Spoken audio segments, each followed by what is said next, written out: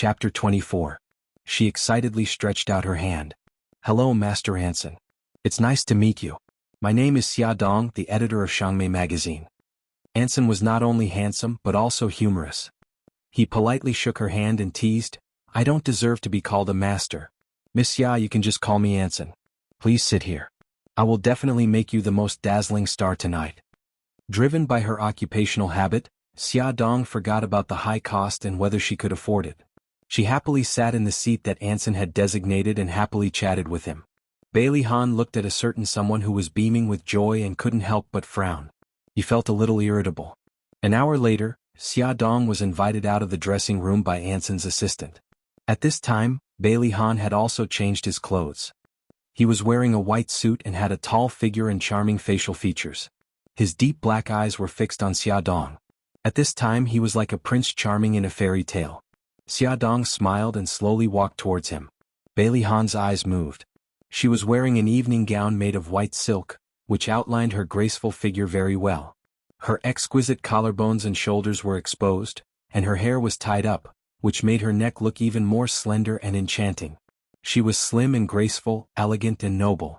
On her smiling face, her clear eyes shone brighter than the precious necklace on her neck. Bailey Han naturally stretched out his right arm and slightly bent it, leaning towards Xia Dong. Xia Dong pursed her lips and hugged his right arm. The two's figures were reflected in the mirror and they looked very compatible. After getting into the car, Xia Dong thought of a very serious problem and painfully asked, How much did you spend today? I'll pay you back tomorrow. Bailey Han lightly spat out 2 words. Free. Xia Dong couldn't believe it. Anson is my friend. It was considered an explanation. I don't think that's a good idea. Bailey Han's eyes roamed over Xia Dong's body, and the corners of his mouth curved into a meaningful smile. Just as Xia Dong's hair stood on end, she heard Bailey Han calculate the bill. The evening gown, shoes, and bag cost a total of 186,000 yuan. Miss Xia, would you like to pay in installments or in a lump sum? Although she knew that the Gucci evening gowns and LV bags were very expensive, Xia Dong was still shocked when she heard the price.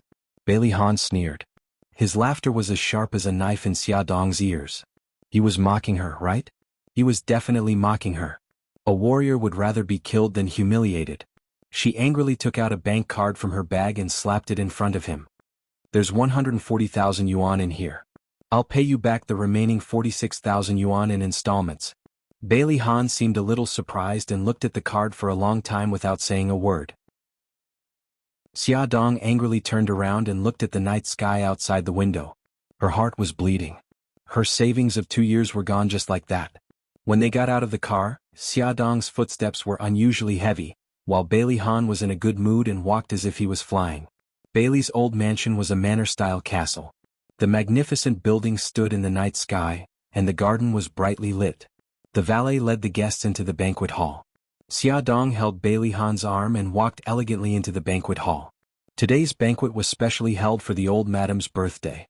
All the members of Bailey's family, as well as Bailey's friends in the business and political circles, were present. Everyone who attended the birthday banquet was a well-known figure. Xia Dong didn't understand why she was invited. Wasn't Bailey's family afraid that her relationship with Bailey Han would be exposed? Bailey Xiong and Bai Jinxiu were equally confused. When they saw Xia Dong, their faces darkened.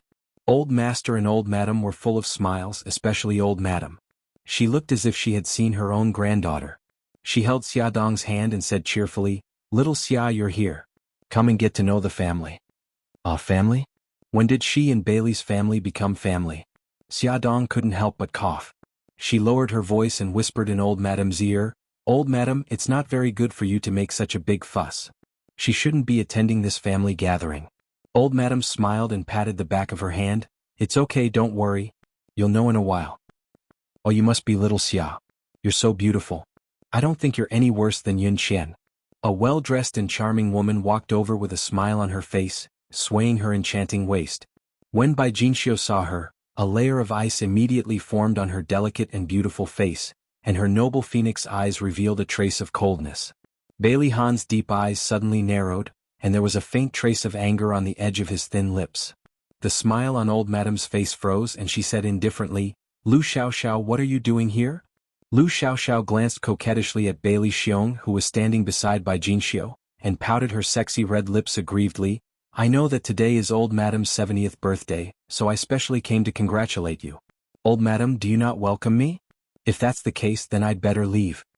She said these words to old Madam, but her eyes looked at Bailey Xiong from time to time. Her watery eyes were full of tenderness and sweetness, which made Bailey Xiong's bones melt. He hurriedly comforted old Madam. "Mom, there are so many guests today. Let's not make a fool of ourselves." Old Madam's expression changed a few times, but she finally restrained herself and said indifferently, "Since you're here, then stay." Lu Xiaoxiao smiled brighter than spring flowers, and her slender waist bent. "Thank you, old Madam." Although she was no longer young, she was still charming.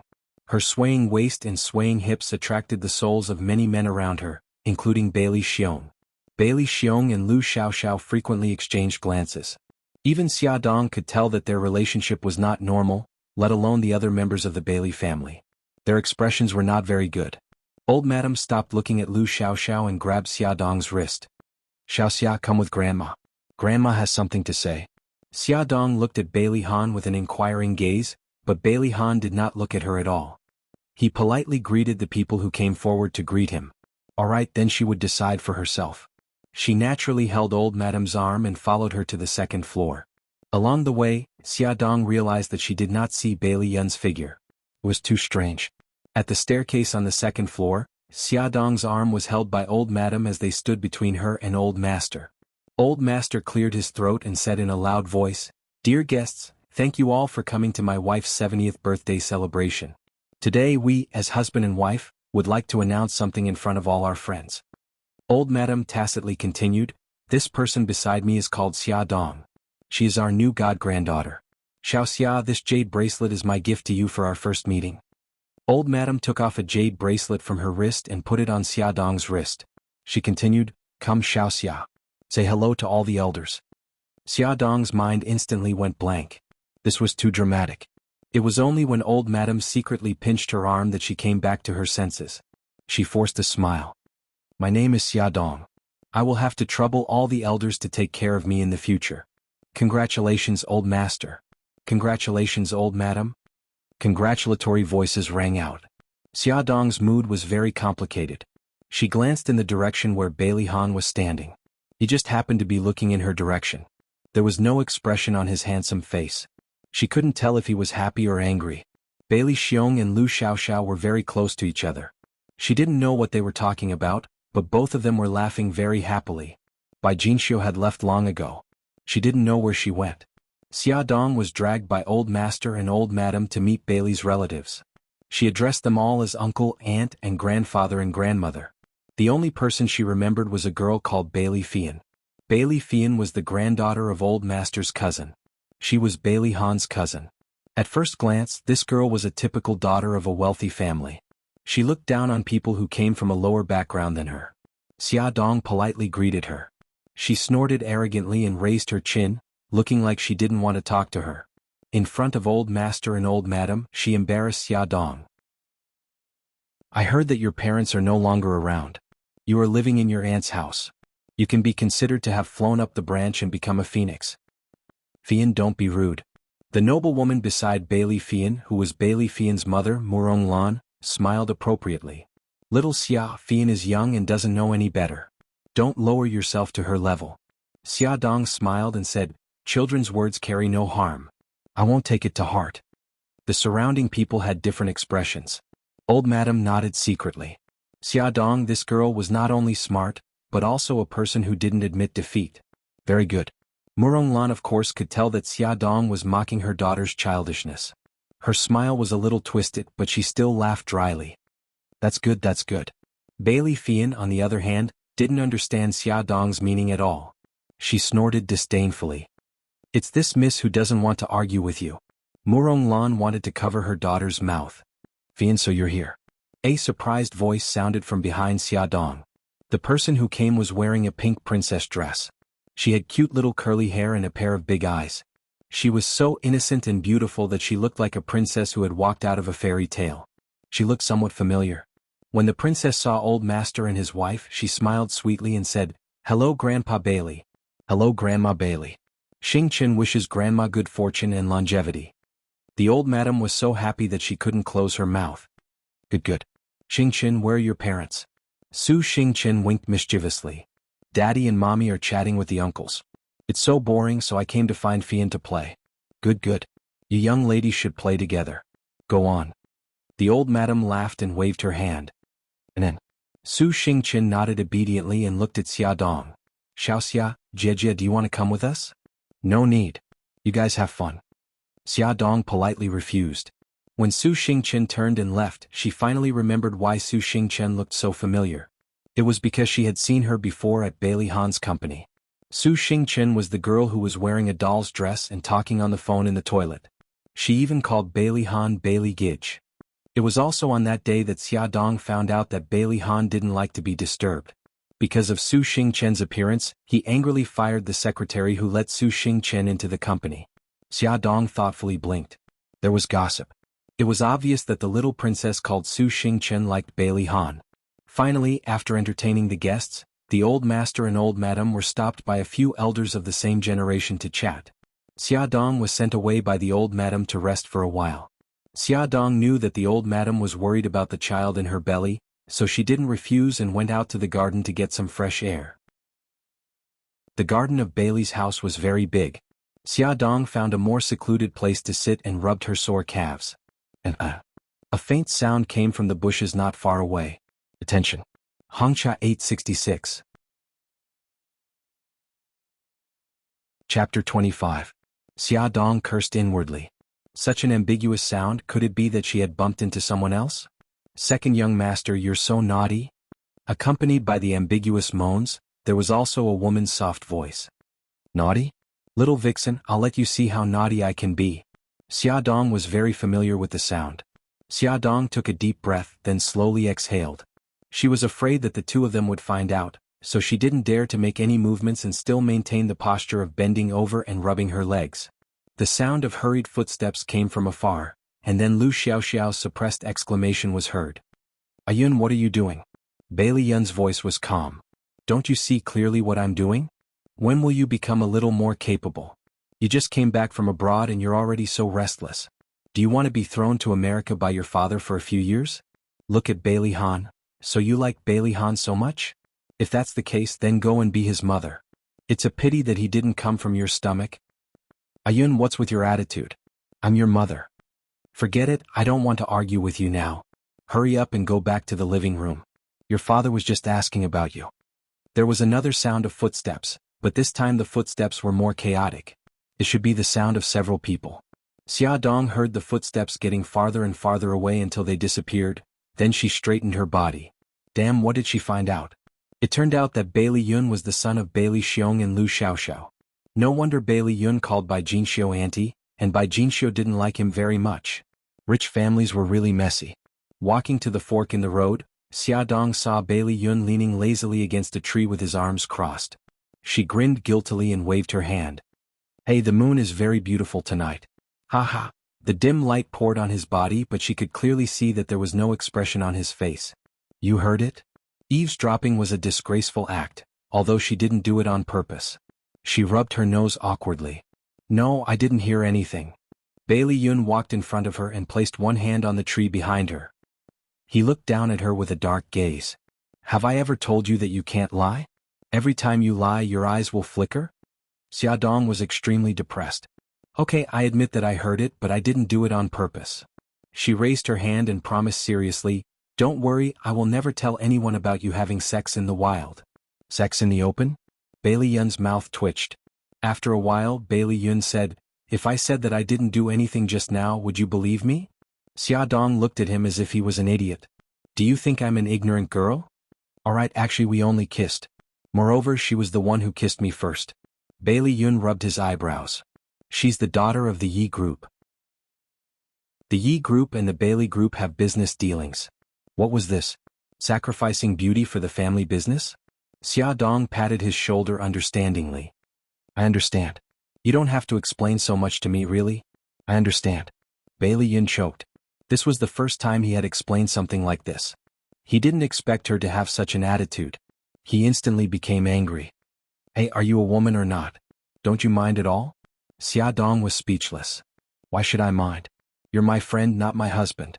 Why should I mind you being intimate with other people?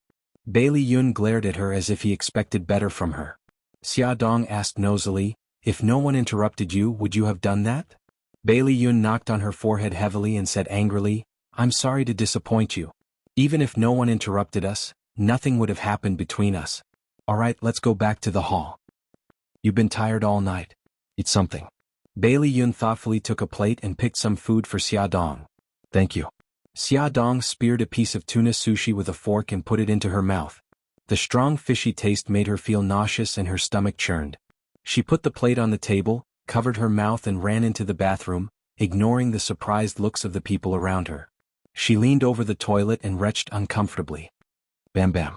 Someone knocked on the door and Bailey Yun's concerned voice came from outside the bathroom. Xia, are you okay? I'm fine. Xia Dong walked out with a pale face and furrowed brows. It was obvious that she was still very uncomfortable. Bailey Yun said worriedly, you don't look well. I'll ask Suja to come over and take a look. No need. Xia Dong touched her belly helplessly. I think it's a pregnancy reaction. Although Bailey Yun had already guessed the reason, he still felt indescribably depressed when he heard her say it herself. His face was gloomy. I'll take you upstairs to rest for a while. No need. I'm fine now. What do you mean you're fine? Do you know how ugly you look now? Bailey Yun suddenly roared angrily. He didn't give her a chance to refuse and bent down to carry her. Xia Dong was shocked. Bailey Yun, what are you doing? Put me down. The guests in the front hall hadn't left yet. What if they were seen like this? Shut up. Bailey Yun held her tightly in his arms. His lips were pursed and his face was cold. He looked very different from his usual smiling self. Instead, he looked like the iceberg Bailey Han. They were indeed brothers. The noise in the front hall was getting closer and closer. Xia Dong could only lower her voice and beg him. Bailey Yun, I beg you. Put me down, okay? I don't want to cause trouble. She had suddenly become the god-granddaughter of old Bailey, which had attracted a lot of jealous gazes. If second young master Bailey carried her out now, she wouldn't be able to live a good life anymore. If Big Brother carried you like this, would you refuse? Bailey Yun raised his eyebrows and a dangerous look appeared in his beautiful phoenix eyes. Xia Dong could almost see the guests in the front hall. She was so anxious that her eyes turned red. No matter who it is, I will refuse. Now is not the time to be conflicted. If you don't put me down, we can't be friends anymore. Bailey Yun looked at her deeply and suddenly smiled. His cold expression changed into a lazy and flirtatious one. Oh, I was just joking and you're so anxious? You're such a serious girl. He let go of her and put her down steadily. He bent over to her ear and smiled ambiguously. Xia, I realize that I'm starting to like you a little. Slap. A loud slap shocked Bailey Yun and Xia Dong. Xia Dong stared at her right hand in a daze. She had only wanted to vent her anger and didn't expect to really hit him. Bailey Yun's long and narrow eyes were full of hurt. He turned to leave but Xia Dong quickly grabbed his arm. I'm sorry, I didn't do it on purpose. Bailey Yun didn't say anything and didn't turn around, so Xia Dong didn't see the cold look in his eyes and didn't notice the couple walking towards them. It seems that I've disturbed you. It wasn't until Bailey Han's cold voice that Xia Dong realized that their current appearance could easily cause a misunderstanding. She quickly let go of Bailey Yun's arm. Bailey Han and Su Xingqian stood side by side in front of her. Bailey Han was expressionless while Su Xingqian's delicate face was filled with worry. Sister Xia, Grandma saw you suddenly run out of the banquet hall just now, so she asked us to come over and take a look. Are you okay? Xia Dong smiled. I'm fine now, thank you. Su Xingqian blinked her large eyes and asked curiously, Second young master, what's wrong with your left face? It looks red. Bailey Yun raised his eyebrows and smiled ambiguously. I was bitten by a bold mosquito just now. That mosquito was really big. Don't you think so, Xia? What a vengeful man. After the banquet ended, Xia Dong took off the jade bracelet on her wrist and wanted to return it to the old madam. Old madam, I can't accept such a valuable gift. The old madam smiled kindly and personally put the bracelet back on her wrist. I've already said that this is for you. Do you want me to go back on my words? If you don't like it, you can give it to my great-grandson Xiao Jin. Xia Dong had no choice but to accept it and ask the question that had been lingering in her mind for a long time. Old madam, why do you want to acknowledge me as your god-granddaughter? I've thought about this matter carefully. Acknowledging you as my god-granddaughter will allow you to be exposed in front of everyone earlier. After your belly is revealed, it will be logical for you to move into our house and it won't attract attention. The old madam didn't reveal her deep thoughts. After a period of observation, she felt that Xiaodong was a smart girl and had a good character. She didn't have any thoughts of climbing up the social ladder because of her pregnancy. She wanted to take this opportunity to let Bailey Han and Xiaodong cultivate their relationship. Although it would be unfair to Su Yunqian, who asked her to abandon her grandson first. The old madam had always been dissatisfied with Su Yunqian because she valued her career more than Bailey Han. Bailey's family didn't need a strong career woman, but a good wife who could support her husband and raise her children. If Xiaodong knew her thoughts, she wouldn't agree even if she was beaten to death. Unfortunately, she never thought in that direction. I understand. Although Xiaodong didn't want to have anything to do with Bailey's family anymore, it had already happened. She had no chance to refuse. It's getting late. Old madam, I'll take my leave first. Still calling me old madam? Although the old madam's tone was dissatisfied, the smile on her face didn't fade. Xiaodong braced herself and called, Grandma. That's right. The old madam smiled and patted the back of her hand. When they returned home, it was drizzling. The old madam asked the servants to hold an umbrella and send Bailey Han and Xiaodong out. Xiaodong was wearing high heels and a long evening dress. It was very inconvenient for her to go down the steps. She had to hold the hem of her dress with both hands. The steps were wet and slippery because of the rain. She walked cautiously and on tenterhooks.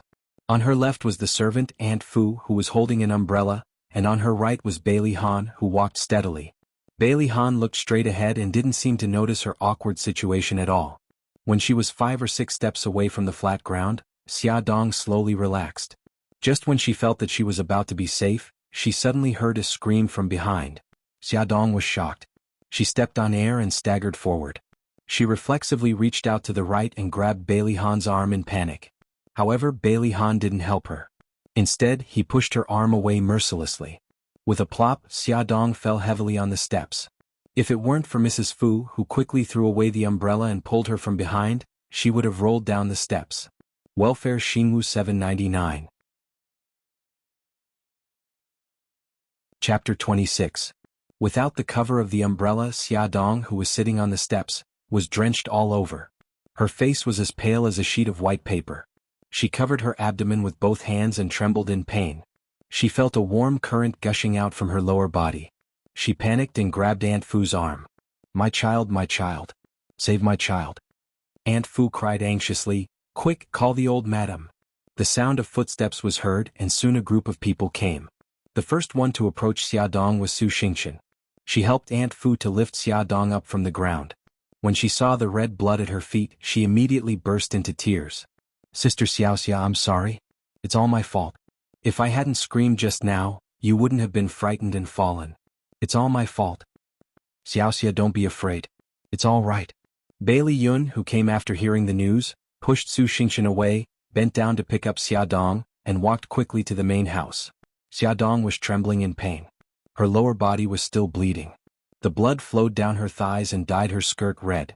She was so scared. She was afraid that the child who had accompanied her for more than a month would leave her. She clung to Bailey Yun's arm as if she was grabbing the last life-saving straw. Her voice was hoarse because of the pain. Save the child. You must save my child. It's all right. It's all right. Don't be afraid.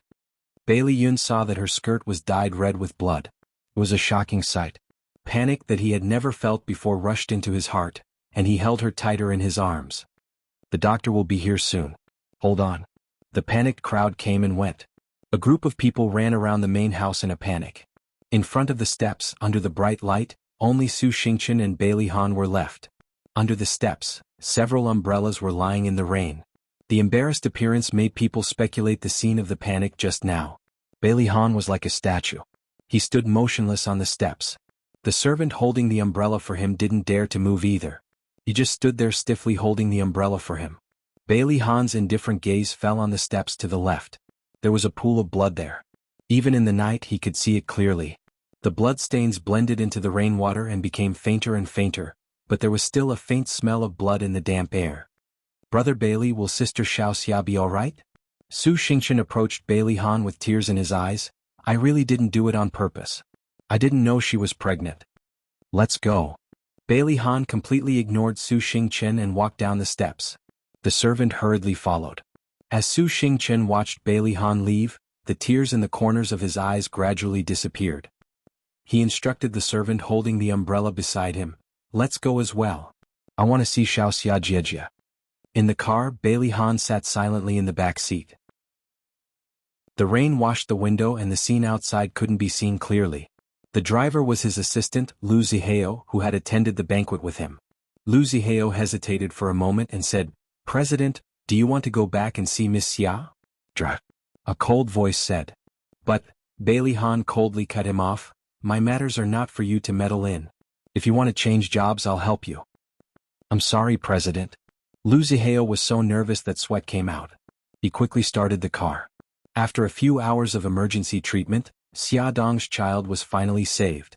However, because her situation was too dangerous, she needed to rest for a period of time. Hearing that the child was saved, the old madam, who had been silently chanting the prayer beads in her hand, finally breathed a sigh of relief.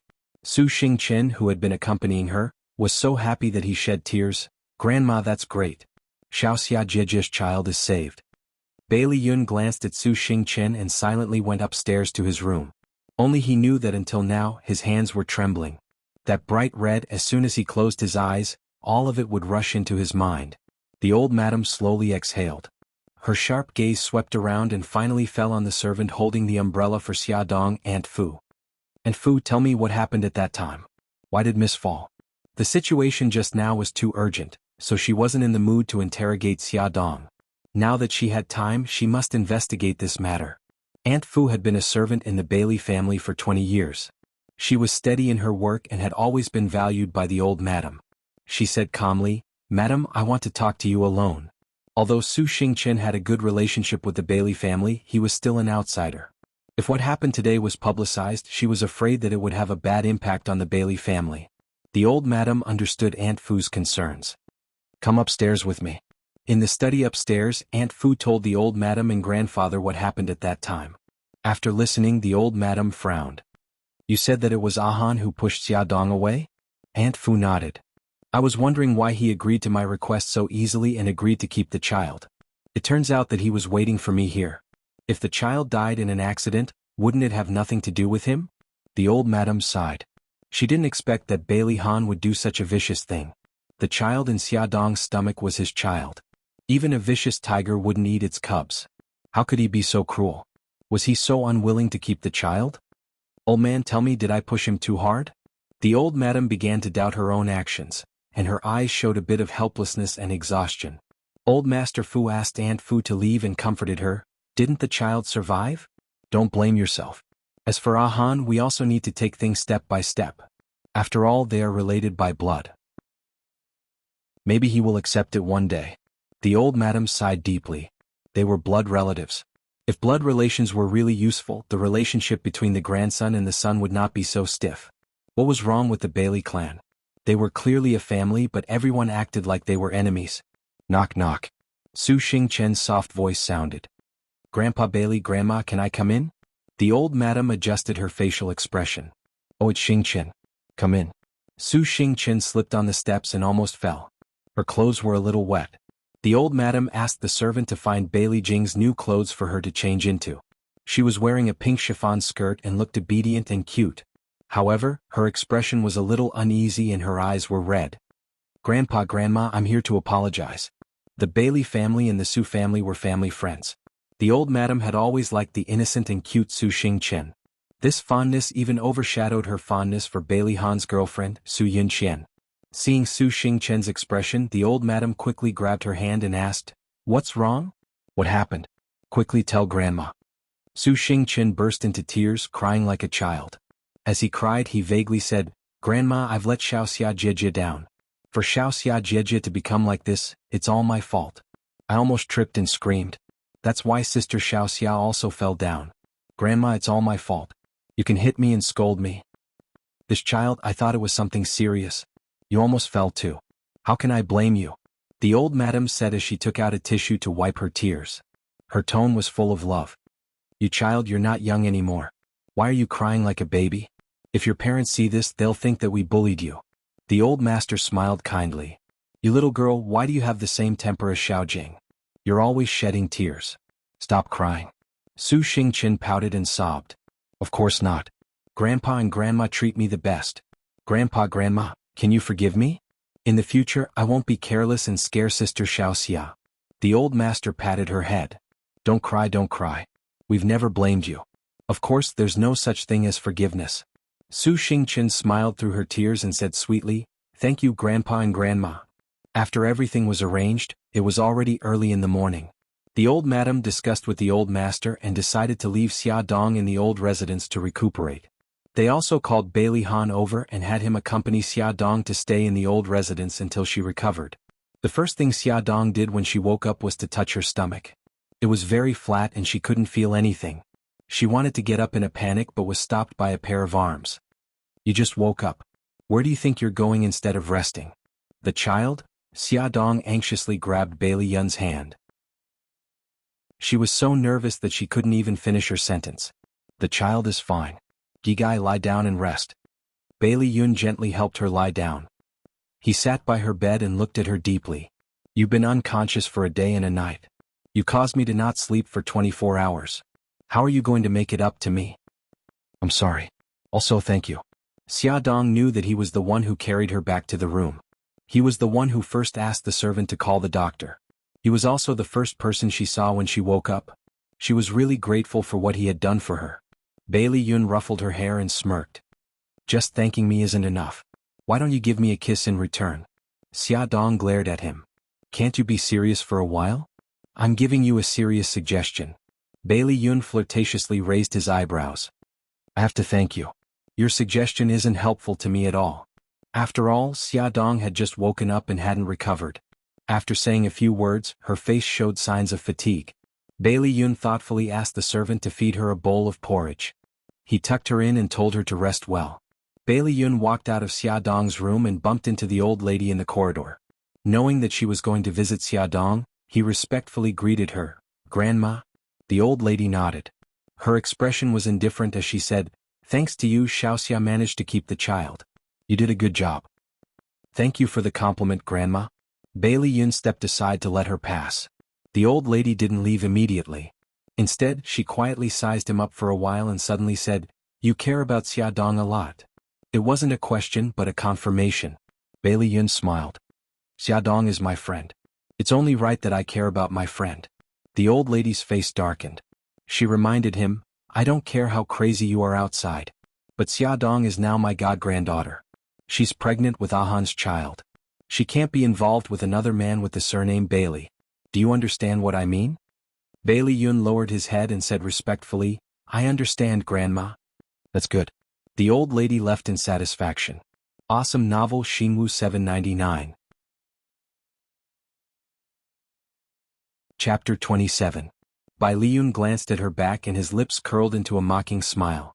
No matter how well he did, he couldn't compare to Bailey Han because Bailey Han was the eldest grandson of the Bailey family.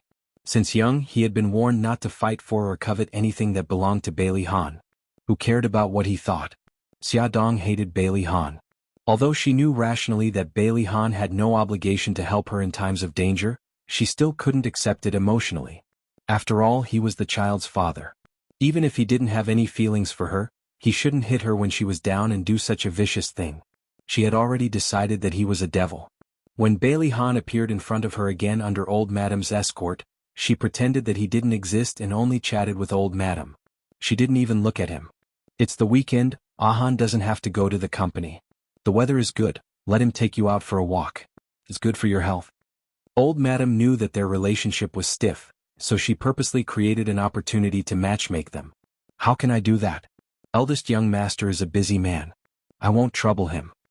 Xia Dong politely refused and still didn't look at Bailey Han. Bailey Han knew that she was still angry about the miscarriage and purposely ignored him, but he didn't think that he had done anything wrong. He had always been the one to ignore others. When had he ever been ignored so thoroughly? Although he didn't want to admit it, he felt a little indignant. He glanced coldly at Xia Dong and said, It just so happens that I don't have the bad habit of wasting time. Grandma, I've seen her.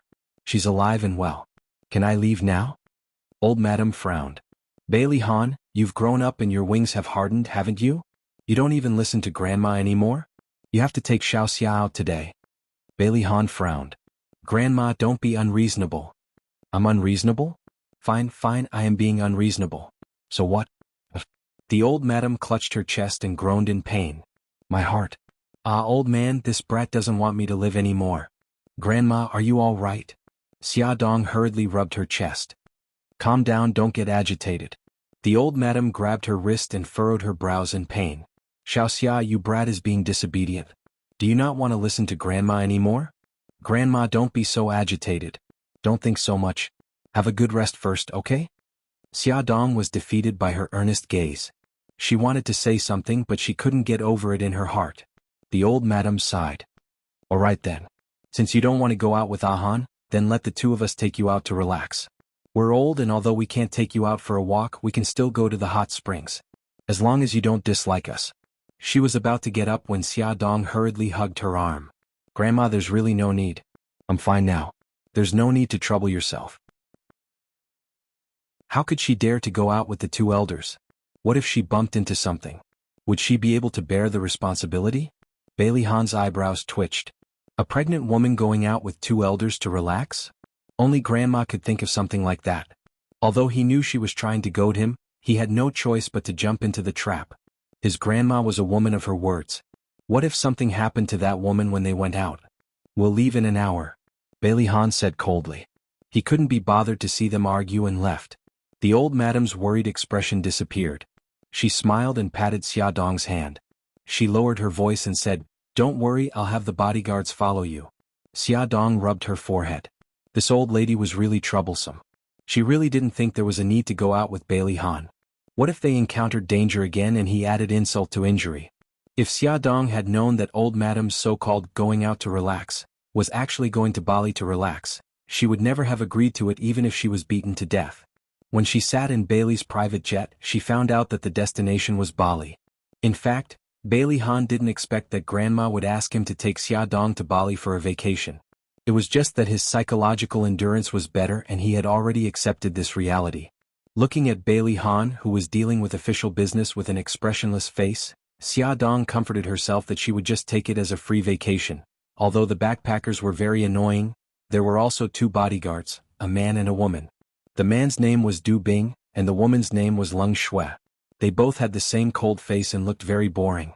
After a 10-hour-long flight, they arrived at Bali in the evening.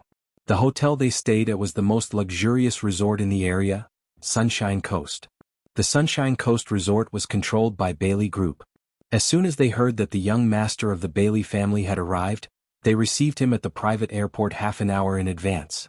Xiaodong began to doubt the old madam's intentions.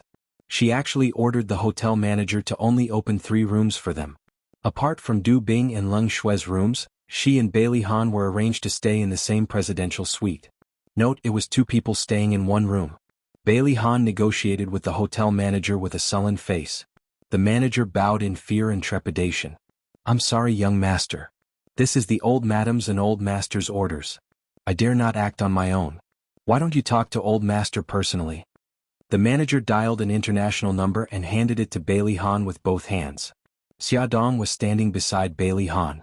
She vaguely heard a woman's voice coming from the phone. It should be the old madam. She didn't know what she said, but Bailey Han's face became more and more ugly. Ew, Xiaodong suddenly felt uncomfortable. She covered her mouth and retched. Leng Shui, the female bodyguard behind her, quickly took out a paper bag and put it in front of her. She helped her to the bathroom. Xiaodong vomited in the bathroom. She was quite normal on the plane just now. She didn't expect to vomit so badly after getting off the plane. When she walked out of the bathroom, her legs were weak. Bailey Han was waiting in the hall with a sullen face. He looked impatient. Seeing Leng Shui helping Xiaodong come over, he said coldly, "Go upstairs." Xiaodong didn't know whether he had communicated with the old madam. She wanted to ask, but when she saw his sullen face, she gigai shut her mouth. However, she soon knew the answer. Du Bing opened the door with the room card. Bailey Han walked in first. Du Bing said respectfully, "Miss Xia, please come in." Xiaodong looked at Bailey Han, who had already walked into the room, and then at Du Bing, who was waiting for her to enter the room. Finally, she turned to Leng Shui and smiled ingratiatingly. "Leng Shui, can I live with you? I can sleep on the sofa." Leng Shui was a bodyguard specially sent by the old madam to protect her. It was said that she used to be a special forces soldier. Leng Shui, as her name suggested, looked cold. She was a famous cold beauty. Leng Shui didn't even blink. No, the old madam said that you and the young master must live in the same room. It was not that Leng Shui didn't want to help, but the old madam had already said it. Just help me. If you don't say it, I won't say it. Xia Dong looked at Du Bing. Du Bing, you won't say it either, right? The old madam won't know. No, it's my duty to obey orders. I can't disobey orders. As expected of a special forces soldier, she was so impartial. Xia Dong walked slowly and reluctantly into the room she shared with Bailey Han. As soon as she walked into the living room, a towel flew at her face. Bailey Han ordered coldly, "Go in and take a bath. You're not allowed to come out until you're clean." Taking the towel off her head, Xia Dong was angry. Do you think you're an emperor and everyone has to follow your orders? Bailey Han's face was gloomy. I'll give you one more chance. Do you want to take a bath or not? No, I don't want to take a bath. Although Xia Dong wanted to take a bath comfortably, she didn't want to be ordered by the annoying Bailey Han. Why should she listen to him? Well, very good. Bailey Han walked over quickly, exuding a cold and harsh aura. Being stared at by his sharp eyes, Xia Dong felt a little weak, but she still raised her chin with an expression of, "What can you do to me?" Suddenly, she felt that she was lifted up and moved towards the bathroom. Hey, what are you doing? Let go of me. Don't just pick people up, you bastard. Xia Dong shouted in protest and struggled desperately to get rid of him. Suddenly she was pushed into the bathtub by the neck. Then Bailey Han turned on the shower head and the cold water poured down from the back of her head. Oh, you bastard, the water went into my nose, cough. Behave yourself, don't challenge my patience. He said impatiently, his hands scratching her head randomly. Then he squeezed the shampoo on her head and rubbed it randomly. Hey, stop it, it hurts. He had never washed anyone's hair before. His rough movements messed up her long hair and caused her scalp to hurt. If you move again, I'll throw you out. Do you think I like to bathe stray dogs? Stray dogs? Although Xia Dong hadn't bathed for a week because of the doctor's advice, she used hot water to wipe her body every day. She shouldn't be as dirty as a stray dog, right? Xia Dong was angry. Just as she was about to speak, the smell of the shampoo entered her nose. She protested uncomfortably, "Oh, wait a minute, the water went into my nose again." Bailey Han finally relaxed his grip on her neck. He lifted her up and stared at her with an unfriendly expression. Next, do you want to do it yourself or should I do it? The next step was to take a bath. Of course she would do it herself.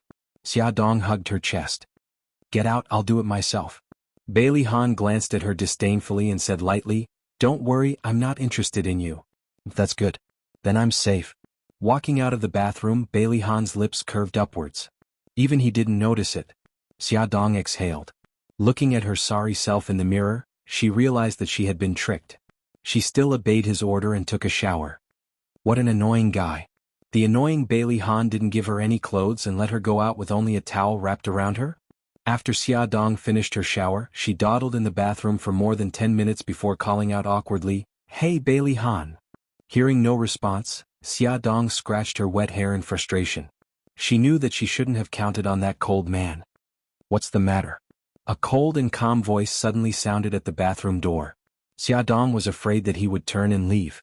Ignoring the awkwardness, she quickly said, "Can you help me get my clothes?" There was no response again and she heard footsteps leaving. Beauty novel Songshu 566. Chapter 28. Xia Dong rolled her eyes. How could she count on that vile man? She was so stupid. She gritted her teeth. So what if it was a bath towel? She wasn't revealing anything.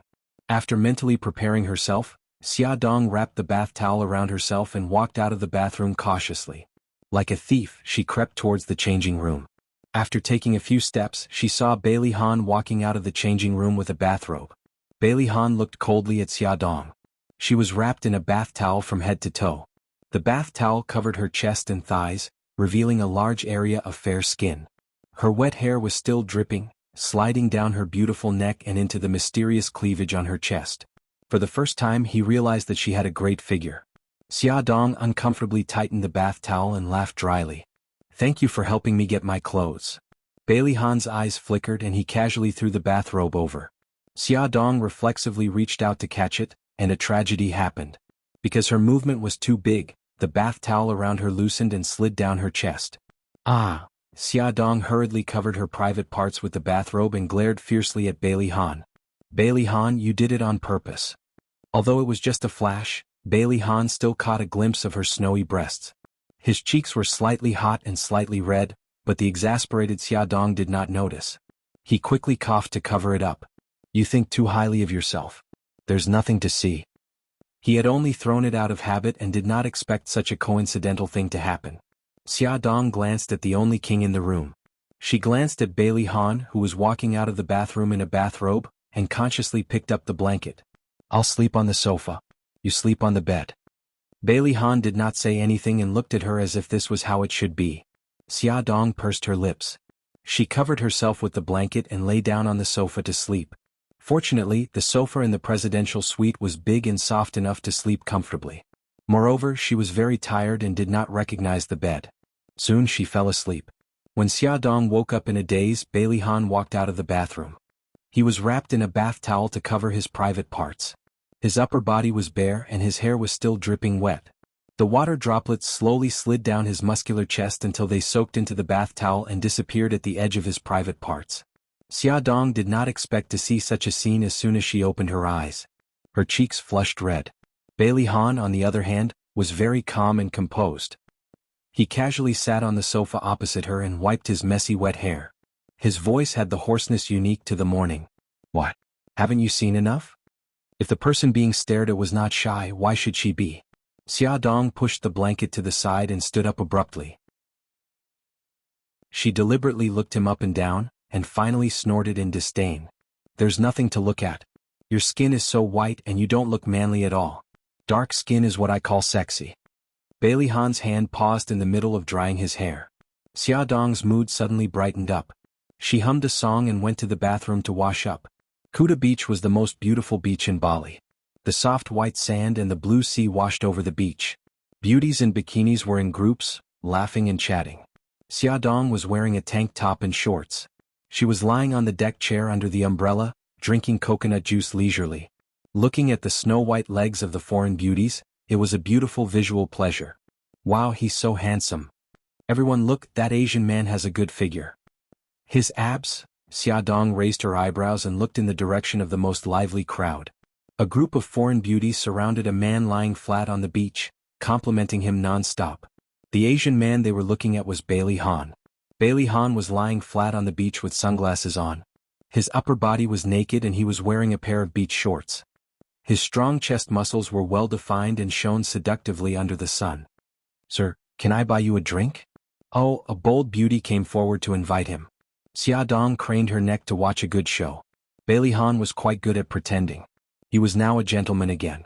He politely rejected the beauty's invitation. However, after rejecting one person, another one popped up. By the time he had rejected more than 10 people in a row, his expression had turned ugly. Xiaodong, who had been silently observing him, couldn't help but burst out laughing. Bailey Han's cold gaze swept over. Xiaodong was not afraid of him. She raised her chin provocatively. Mr. Bailey, your charm is boundless. In just 1 hour, so many beauties have fallen for your beach shorts. Bailey Han's cold lips slowly curved. He said indifferently, at least it proves that their taste is much better than yours. No wonder this guy suddenly wanted to sunbathe. It turned out that he was still brooding over her evaluation in the morning. He was using facts to prove to her that he was very manly and very popular with women. Xiaodong rolled her eyes at him. Boring. Childish. Bailey Han's face suddenly darkened. He realized that his behavior was really as that annoying woman had said. It was very childish and boring. Why did he care about that woman's opinion? He even wanted to tan his skin? He was crazy, he must be crazy. The Uluwatu Cliffs were located at the southernmost tip of Bali. Behind it was a poignant love tragedy. Legend had it that there was a young man and woman who fell in love with each other. Their love did not receive any blessings, and in despair, they both jumped into the sea to commit suicide. Xiaodong stood at the edge of the cliff and looked at the turbulent sea below her. She listened to the private tour guide talk about the legend of the cliff. She could not help but sigh. The tragedy caused by the wrong family did not have a national boundary. Bailey Han looked at Xiaodong standing at the edge of the cliff. Her hair was blown by the sea breeze, and her delicate body looked like it would fall at any time. He frowned slightly. Damn it, did she not know that it was dangerous to stand at the edge of the cliff? Hearing the footsteps behind her, Xiaodong turned around and saw Bailey Han's dark face. He seemed to be very unhappy. She nervously stretched out her arm. "Don't come so close to me. What if you accidentally push me off the cliff?" Bailey Han was very angry. He was crazy to care about this idiot. "Do you have a brain? Come here." He angrily stretched out his arm to pull her. "Go away, I'll go there myself." After he pushed her away last time, she did not trust him anymore. It was so high here. If he suddenly changed his mind and threw her away, then she would be dead. Bailey Han felt a deep sense of defeat. He looked at her deeply. "Do whatever you want." He turned around and left. "Young master is very angry," Leng Shui calmly expressed her thoughts as she held Xiaodong's arm and led her to a safe place. "I know, but why should I look at his face? Why should I please him?" She did not go to Bali with him willingly. She was also very angry to see his cold face every day. Bailey Han went down the mountain in anger and Du Bing followed him. Only Xiaodong, Leng Shui and the tour guide Brenda were left on the mountain. Xiaodong was very satisfied with the situation. Without the annoying people, the scenery looked much more beautiful. When they were halfway down the mountain, Xiaodong suddenly heard intermittent gunshots. Leng Shui nervously stood in front of her to protect her. Brenda panicked and shouted, "Gunshots, gunshots. It's terrible. There must be a gunfight. We have to go down the mountain quickly." Xiaodong was also very nervous, but she calmed down when she saw Leng Shui's serious face. She comforted Brenda. "Don't be nervous. Maybe it's just a hunter's gunshot." As soon as she finished speaking, Brenda pointed at the woods in the distance and screamed, "Ah, what's wrong?" Xiaodong looked in the direction of her finger. About 50 meters away from them, there were several men in black suits lying on the ground, and there was a big pool of blood under them. "Don't scream." Leng Shui quickly covered Brenda's mouth and said calmly, "Brenda, you go first." She had to protect Xiaodong and didn't have the energy to take care of others. Brenda knew that Xiaodong was pregnant and couldn't move freely. If she followed them, she might be dragged down. She said, "God bless you," and ran down the mountain. The gunshots came from the southwest, about 500 meters away from here. "Let's go in this direction." Whether it was a gunfight or not, it was better to stay away from them. Leng Shui led Xiaodong into a forest path. The vegetation in the tropical rainforest was very lush. It was difficult for them to move forward, as they had to be careful of poisonous snakes and spiders that suddenly appeared. As the gunshots gradually faded away, Xiaodong slowly breathed a sigh of relief. Suddenly, a sharp pain came from her ankle. Her heart tightened and she looked down, only to see a strong and bloody hand tightly grasping her foot. The hand reached out from the bushes. It was obvious that the person was hiding behind the bushes. Xiaodong almost screamed out loud. She covered her mouth tightly and tugged at Leng Shui's arm with her other hand. Leng Shui looked back and saw her strange expression. She frowned and looked in the same direction. Her lips curled into a cold smile, and a sharp light flashed in her eyes. She moved quickly and viciously kicked the wrist that was tightly grasping Xiaodong's ankle. This kick was so sharp that it could definitely break that person's wrist. However, something unexpected happened. The person hiding behind the bushes suddenly reached out his other hand. The hand covered in blood was like a ghost's claw. It was even faster than Leng Shui's kick and accurately grabbed Leng Shui's foot. Leng Shui was stunned. Before she could react, the hand under her foot suddenly pulled hard, causing Leng Shui to fall to the ground. The person behind the bushes suddenly did a backflip and jumped in front of Leng Shui. A pistol had appeared in his hand at some point. He pressed it against her head and said in English, "Don't move." His voice was low and magnetic with a chilling viciousness.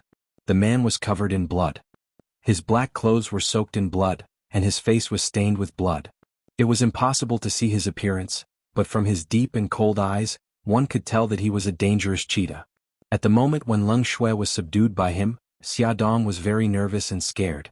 But now, seeing him injured all over, she calmed down instead. The gunshots in the woods just now were probably aimed at him. Looking at him like this, he must be chased by someone. Since that was the case, they had conditions to negotiate. Xiaodong said calmly, "Don't hurt her. We can help you escape." The man's eyes narrowed dangerously. "Why should I believe you? Come and see." Hongcha 866. Chapter 29. Xiaodong sneered, "You can choose not to believe us and kill us. Then you can just lie here and wait for your death. In addition to the people who are chasing you, there are countless poisonous snakes and spiders here. I think they will like your fresh flesh and blood very much." The man's gaze paused. When he was fighting with the woman on the ground, he had exhausted all his strength. Even if he killed them, he would not have the strength to escape. However, he would not easily believe others. He took out a pill from his pocket and handed it to Xiaodong. Take this poison. If you dare to play tricks, you will die within 3 days without my antidote. Just as Xiaodong bent down to take the pill, a cold light burst out from Leng Shue's eyes. She kicked the man's head with the tip of her right foot. Although the man's attention was on Xiaodong, he did not ignore Xiaodong. He dodged her kick as fast as lightning, but suddenly his head hurt and his vision turned black. He fell to the ground. Before he fainted, he saw a wooden stick in Xiaodong's left hand. Phew, that was close. Leng Shui, are you okay? Xiaodong threw away the wooden stick in her hand. She had secretly taken it when the man was fighting with Leng Shui. I'm fine. Leng Shui jumped up easily and kicked the fainted man on the ground with the tip of her foot. What about him? Do you want to end him? Forget it, let's go down the mountain quickly. Xiaodong looked at the man lying on the ground, motionless. The two walked less than 50 meters away. Xiaodong stopped and called Leng Shui in frustration. Leng Shui, I must be crazy. I actually feel guilty. He almost killed us, but that doesn't mean we should let him be killed. Quick, find a reason to persuade me to give up that terrible idea. Sai, forget it, let's go back. Leng Shui looked at Xiaodong, who was in a dilemma. The corner of her mouth twitched, but there was still no expression on her face. Have you thought it through? Xiaodong nodded firmly. We can find a cave and bring him there. At least we can prevent him from being bitten to death by the insect beast. As a girl born in a harmonious society, she still couldn't bring herself to let that man die there, but she also couldn't be that stupid Mr. Donghua who was eaten by a wolf. The two of them returned to the place where the man had fainted, just in time to see a poisonous snake crawling towards his body. Leng Shui quickly pulled out a dagger and swung it out. The dagger nailed the back of the poisonous snake with a swoosh sound. The snake's tail swayed a few times and stiffly paralyzed on the ground.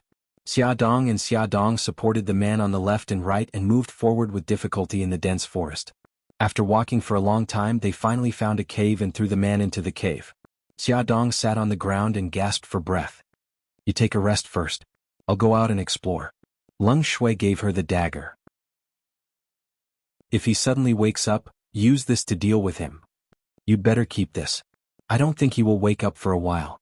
Leng Shui pulled out another dagger from the small boot on her leg. You keep this. I have more. I'll be back soon. Okay, be careful. After Leng Shui left, Xiaodong checked the man's wounds. He was shot in 2 places, one in the chest and one in the leg. The rest of his body was bruised and cut. She sighed. Although you are very annoying, I can't just watch you die. She cut his clothes into pieces with the dagger and bandaged his wounds. As for the gunshot wounds, only a doctor could deal with them. She took out her mobile phone and contacted Bailey Han. Damn it, there is no signal. A rainstorm suddenly came. Xiaodong stood at the entrance of the cave, anxiously waiting for Leng Shui to come back. The unconscious man suddenly spoke in Chinese in his sleep. Cold, so cold. Because of his Chinese words, Xiaodong decided to be a good person to the end. It was rare to meet a fellow countryman in a foreign country. She touched the man's forehead. It was so hot. It seemed that he had a fever. She wet the cloth with rainwater and put it on the man's forehead to cool him down. The bloodstains on his face were glaring. Xiaodong wiped them clean with a wet cloth, revealing a pale face, but it did not diminish his handsomeness at all. His tightly shut eyes were faintly discernible under his messy hair. His delicate nose bridge was high, and his thin lips were tightly pursed. Even though his face was as pale as a sheet of paper, it could not conceal his innate domineering aura.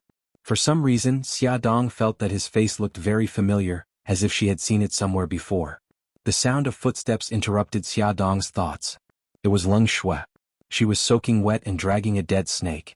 There was a touch of helplessness on her face. The rain won't stop for a while. It seems that we will have to stay in the cave for a night. Leng Shui was indeed a special forces soldier. She was very good at survival in the wild.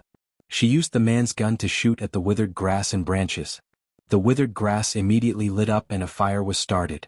She skinned the dead snake with a dagger and roasted it over the fire with branches. This was their dinner tonight. Xiaodong could not help, so she was busy taking care of the man. She also made a fire beside him. The light of the fire shone on his pale face. The more she looked at him, the more familiar he was.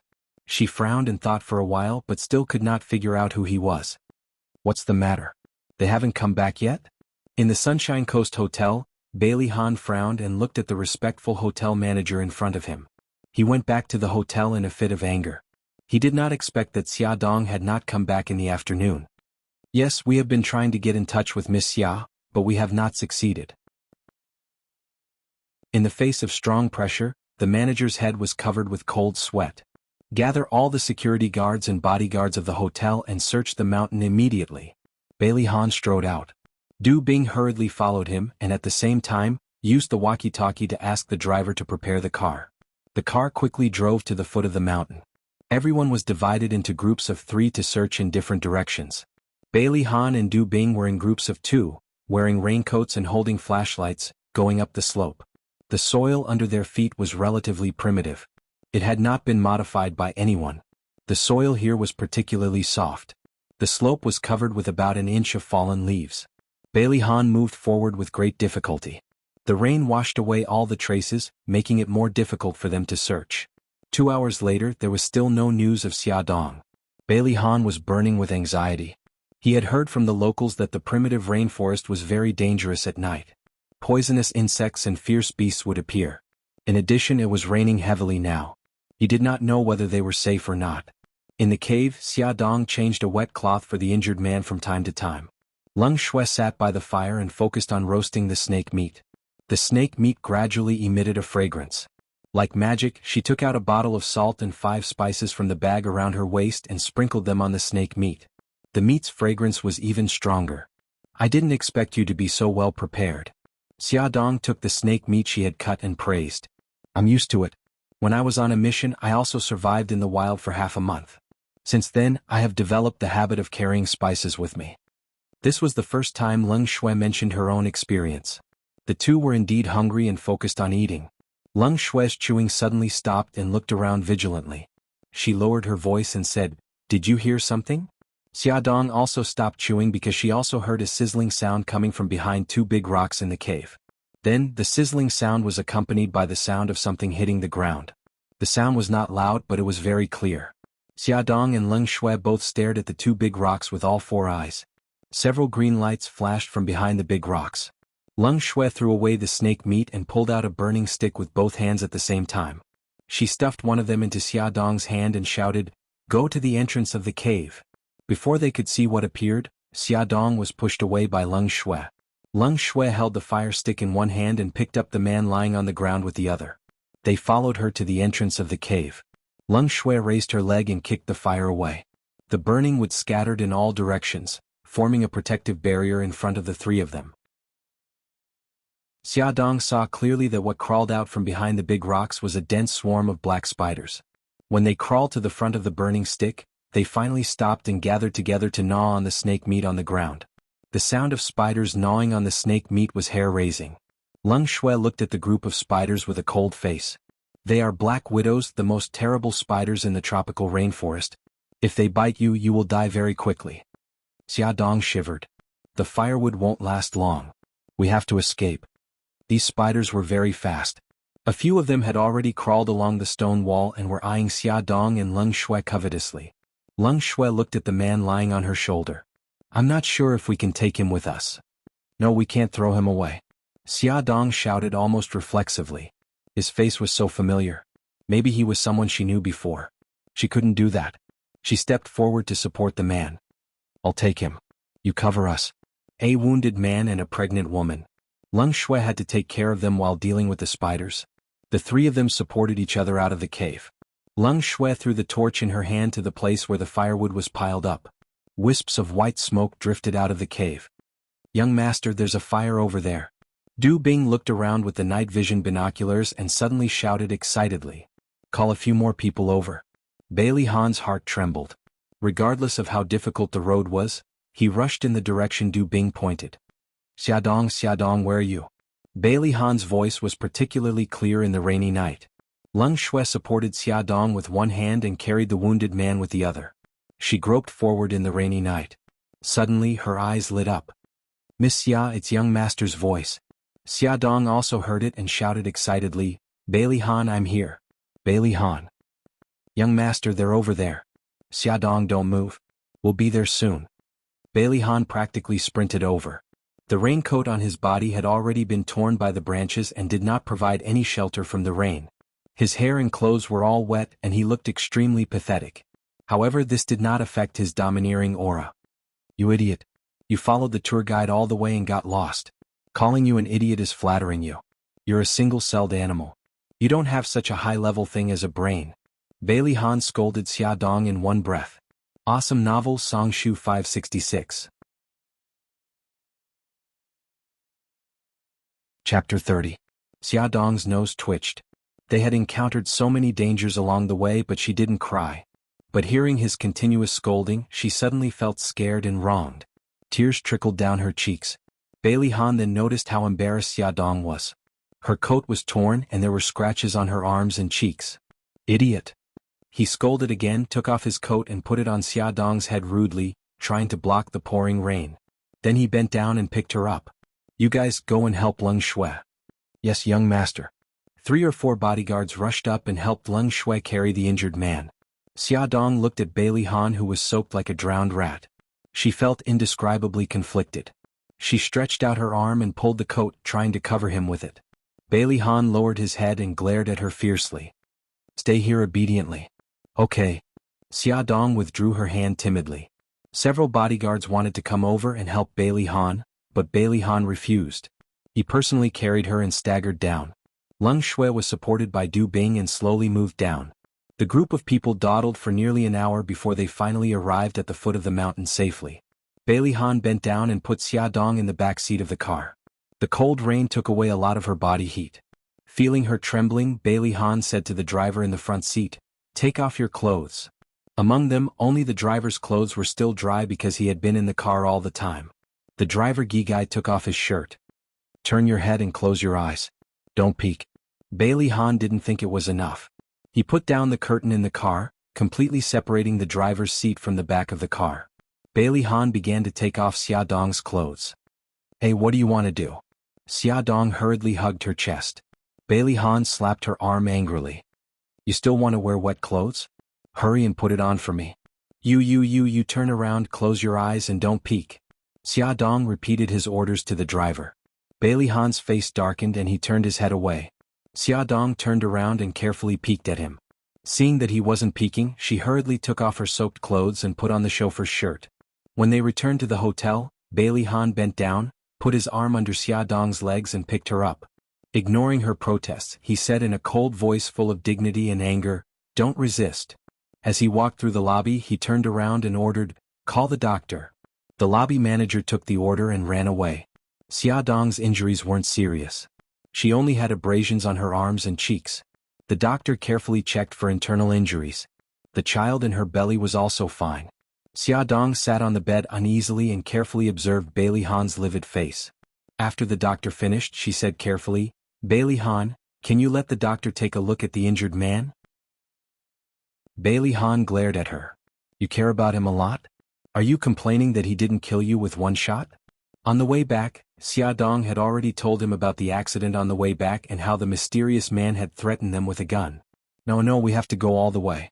Besides, he seems to be from China." After all, Xiaodong was in the wrong and knew when to give in. She blinked her eyes and said, "If he dies here, we won't be able to explain it. Why don't we save his life? Maybe he has a powerful background and will repay you when he wakes up, right?" The words of repayment were pure nonsense. With Bailey Han's power, he didn't care at all. But looking at her pitiful expression, he felt a little curious. For some reason, his heart softened. He suppressed his anger and ordered the doctor, "Take a look at that man." Bailey Han went to the bathroom with a cold face to adjust the temperature of the water. He took a bathrobe and threw it to Xiaodong. "The water is ready. Go and take a bath." Xiaodong held the bathrobe and looked at Bailey Han as if he was an alien. God, the noble young master actually condescended to run the bathwater for her. Was she dizzy and didn't see clearly? The expression on Xiaodong's face successfully angered someone. Bailey Han's face darkened. "Why are you still standing there? Do you need me to carry you in and take a bath for you?" No, I'll go in right away." Xiaodong was afraid that he would suddenly change his mind and drag her into the bathroom to shower her with hot water again. She quickly ran into the bathroom with the bathrobe. After she took her time to take a bath and dry her hair, Bailey Han had already taken a bath and changed his clothes. He was waiting in the living room with something in his hand. Come here. Ah.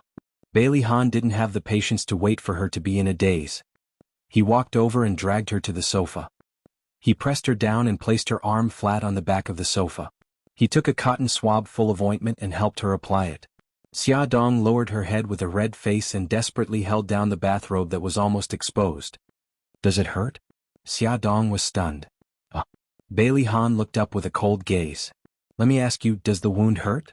Xia Dong shivered and whispered, It hurts. It hurts a lot. He sneered. I thought you didn't know pain. You know pain but you still want to show off? Why did you save that man? He's so pitiful. Pitiful? Why would a pitiful man point a gun at your head? He didn't point at me. He pointed at Lung Shui. Almost as if to punish her, Bailey Han suddenly stuck the cotton swab on her wound. It hurt so much that she gasped for air and tears were about to fall from her eyes. She was obviously in pain but she didn't cry out in pain. Bailey Han's anger dissipated when he saw her pitiful big eyes full of tears. His actions also became gentle, but the words that came out of his mouth were still vicious. Next time you try to be brave, you'll be fed to the spiders. What do you mean, oh? Don't do that again. Bailey Han began to get angry again. This woman, why did she look so stupid? Did she really understand what he said? I know. I won't try to be brave anymore. If I meet dangerous people again, I'll definitely run. If I can't run, I'll fight. Anyway, I can't sympathize with bad people. Seeing that someone was starting to get angry again, Xia Dong quickly raised her hand and promised. Bailey Han's face looked a little better. The mysterious man who was picked up by Xia Dong and Lung Shui finally woke up. In the words of the doctor, the bullet was only a few millimeters away from entering his lungs. Coupled with the fact that he didn't get resuscitation in time and was drenched in the rain, it was a miracle that he could survive. The man's face was still very pale, but this didn't affect his handsomeness. His gaze swept across Bailey Han and finally landed on Xia Dong. Did you save me? He spoke in English. Xia Dong smiled and replied in Chinese, You should be glad that you didn't shoot Lung Shui and me. Otherwise you would have gone to see the King of Hell.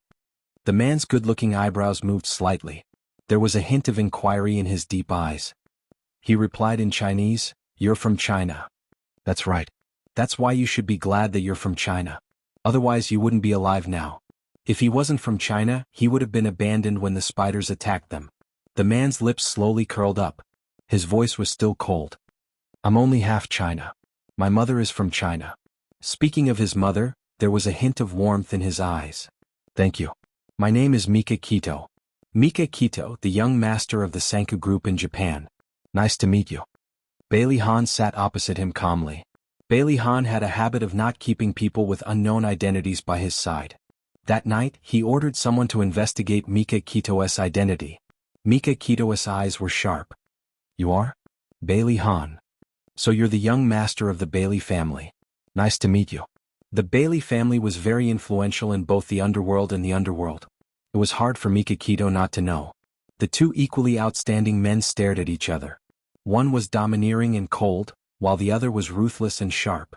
The powerful aura made Xia Dong feel pressured. She coughed and joked, Even if you fell in love at first sight, you should consider the situation first. Mr. Beitang, you're injured. You shouldn't be too agitated. Bailey Han was expressionless. Mika Kito gave him face and smiled. Miss, I was rude in the rainforest. I'm sorry. Xia Dong waved her hand. My name is Xia Dong. You can just call me by my name. Since they had already talked about it, she was not a petty person. She winked and joked. The situation was urgent. It's normal for you to be vigilant. I should thank you for being merciful. Bailey Han's face darkened when he saw that they seemed to be on good terms. Young Master Beitang, you seem to be recovering well. I'm sure your people must be worried about you after so long. It was obvious that he wanted them to leave. Mika Kito smiled. Then I'll have to trouble young Master Bailey to help me contact my subordinates. Bailey Han nodded proudly and turned to Xia Dong. Let's go. Xia Dong said awkwardly. I still have something to ask Mr. Beitang. Can you give me a few more minutes? Bailey Han looked at her coldly and turned to leave. Mr. Beitang, have we met before? Xia Dong asked straightforwardly. Mika Kito smiled apologetically. I've met someone as unique as Miss Xia once. I'll definitely remember. I see. Then I won't disturb your rest. Xia Dong was a little disappointed. Mika Kito casually gave her a number. This is my private number. I'm on standby 24/7. If you run into any trouble in the future, you can call me at any time. This was his way of repaying her for saving his life. It seemed that this man was not too bad. Xia Dong smiled brightly. I'll remember it. Have a good rest. Mika Kito's subordinates soon arrived. More than a dozen men in black suits and sunglasses appeared in the hotel lobby. They all had cold and serious expressions which made people stop in their tracks. Although Xia Dong didn't know what Beitang Xin had encountered, he could guess that Beitang Xin's situation wasn't very good when he saw that his subordinates were heavily protecting him. Before leaving, he sincerely wished Beitang Xin a speedy recovery. Mika Kito smiled. His handsome face was very charming. He made a phone call gesture. Xia Dong, goodbye. At that moment, Xia Dong did not know that the man named Mika Kito would occupy such an important position in her life in the future. A long time later, Xia Dong found out that Mika Kito's father, the former head of the Sanku group, died in an accident in Bali. As the first successor, Mika Kito went to Bali to pick up his body, but was attacked by the other elders of the group. If it were not for her kindness, the Sanku group would have had a change of dynasty. Attention, Songshu 566. Chapter 31. The old madam was very pleased. She found that ever since the trip to Bali, Bailey Han and Xia Dong's relationship had eased a lot. Although the two of them were still lukewarm when they met, at least they began to talk and no longer ignored each other. The old madam struck while the iron was hot and ordered Bailey Han to personally drive Xia Dong to and from work. After work, Xia Dong stood at the roadside waiting for Bailey Han. Soon, Bailey Han appeared in his Maybach with Su Xingchen sitting in the passenger seat. Su Xingchen was wearing a cute dress and sweetly greeted, Sister xiaoxia, long time no see. Have you been busy recently? Xia Dong had a good impression of this innocent and cute girl. She smiled and replied, Miss Su, long time no see. You're getting more and more beautiful. Ah, sister, you're too good with words. I'm so happy. Su Xingchen jumped up and grabbed her arm. Sister xiaoxia, you don't have to be so polite. Just call me Xingchen. Xingchen, why are you here today? Xia Dong let her pull her to sit in the back seat. Su Xingchen sighed in annoyance. Ai, my luck is too bad. The car broke down, so I asked Brother Bailey to give me a ride. The annoyance on her face suddenly disappeared, and her eyes curved into crescents as she smiled. Alright, Sister xiaoxia, you must not know, right? I'm currently interning at Brother Bailey's company. I'm his assistant secretary now. Is that so? Congratulations. Xia Dong knew that she liked Bailey Han. Now that she was working at Bailey Han's company, it was easier for her to get close to him. Thank you. So, to celebrate, I'll treat you and Brother Bailey to a meal, okay? Su Xingchen's bright eyes were full of anticipation. This. Xia Dong looked at Bailey Han awkwardly. She couldn't bear to reject her. I don't have any objections. Brother Bailey, please, come with us. All right. Bailey Han was getting a headache from Su Xingchen's pestering, so he could only agree. He glared at Xia Dong through the rearview mirror. His meaning was obvious. He was very angry at her for acting on her own initiative. After the three of them finished dinner at a high-class Western restaurant, Bailey Han sent Su Xingchen home first. Su Xingchen got out of the car outside the Su family's villa and waved sweetly at them. Brother Bailey, Sister xiaoxia, goodbye. Be careful on the road. The car turned and disappeared. Su Xingchen skipped forward, one hand swinging a small leather bag while the other dialed a number. Smiling innocently, he said, They've already left. Let's proceed with the original plan. In order to avoid being noticed, Xia Dong asked Bailey Han to drop her off at the end of a street in advance. Although the sky was already dark, she still didn't want her family to see her and have any ideas. She got off the car early. There was no one on the street. Under the dim street lights, she was the only one walking slowly. She had been walking this road for more than 10 years. Xia Dong was already used to it and wasn't afraid at all. But she didn't expect that when she turned the corner, two strange men would suddenly appear in front of her and block her way. Yo, this little girl is really beautiful. We brothers are really lucky today. Yeah, Ming, this little girl is really beautiful. Miss, please come with us. Don't come any closer. If you come any closer, I'll shout for help. Xia Dong turned around and wanted to run away. But she didn't know when, but two men had blocked her way. Let's see where you can run to. The two men in front and the two men behind blocked Xia Dong from all sides. One of the men who looked like a boss grinned with yellow teeth. He said with a wretched smile, Why are you still talking so much nonsense with her? Just knock her out and carry her away. Get lost, all of you get lost. Xia Dong swung her bag and crazily hit the 4 men. The bag hit one of the men's head. That man cried out, "Ouch!" and held his head. Xia Dong used this as an opportunity to push him away and desperately ran forward. While running, she shouted, "Help, help!" It was already past 10 o'clock, and there were no pedestrians on the street. Even the surrounding shops were all closed. Xia Dong ran wildly on the empty street, and behind her were the 4 ferocious men. D***M woman, don't run. When I catch you, I'll F***ck you to death. Damn it. The curses mixed with filthy language were getting closer and closer. Xia Dong ran non-stop. Her heart was pounding in her chest. But suddenly she felt a pain in her abdomen. There was also a warm current flowing down from her body. She didn't dare to run anymore. She held her abdomen in fear. The 4 men quickly surrounded her again. Bitch, let's see where you can run to. Aya, this woman is really beautiful. Catch her for me. I'll go first. After the wretched man who looked like a boss finished speaking, the other 3 men grabbed her hands and feet. The boss anxiously reached for her chest. His big hands tore open her clothes and his stinky mouth moved towards her cheek. Xia Dong dodged with difficulty. Because of the pain and fear, her voice trembled. Please let me go. I'm pregnant. Someone with sharp eyes saw the blood between her legs. Hey boss, why is she bleeding? She must have had a miscarriage. That's good. I don't have to do it anymore. The boss angrily pushed her away and snatched her satchel. Someone even snatched the necklace around her neck. Xia Dong covered her abdomen and lay on the ground. She was in so much pain that her whole body was trembling. She no longer had the strength to resist and could only watch as they ran further and further away. Help, help. Because of the pain, her voice was very soft and soon dissipated into the night sky. Just as she lost consciousness, she saw a beam of headlights shining on her body. A tall figure walked out of the car. Bailey Han found that Xia Dong had left her phone in his car. He turned the car around to send her back. He didn't expect to see her lying on the ground covered in blood. Her clothes and hair were in a mess. She looked battered and exhausted. His heart skipped a beat. He actually had an uncontrollable panic. He quickly carried her into the car. On the way to the hospital, his hands holding the steering wheel were trembling slightly. He anxiously sat on the bench in the corridor of the hospital. His eyes were fixed on the indicator light of the operating room. This was the first time he felt anxious and uneasy. His hands were still stained with her blood. He began to feel confused. Didn't he never want to keep the child? Why was it that when he saw her covered in blood, the first thing he thought of was to save her? Xia. Xia Dong's aunt Xia Yun and uncle Gao Mingyuan anxiously ran over. Xia Yun and her husband didn't know Bailey Han, but Bailey Han knew them. After he sent Xia Dong to the hospital, he called them to explain the situation. Mr. Gao, Mrs. Gao, don't worry. Xia Dong is now in emergency treatment. Gao Mingyuan looked at the man in front of him and stretched out his hands to express his gratitude. You must be Mr. Bailey? Thank you for sending Xia Dong to the hospital. Bailey Han politely shook his hand. Xia Dong and I are friends. It's just a small matter.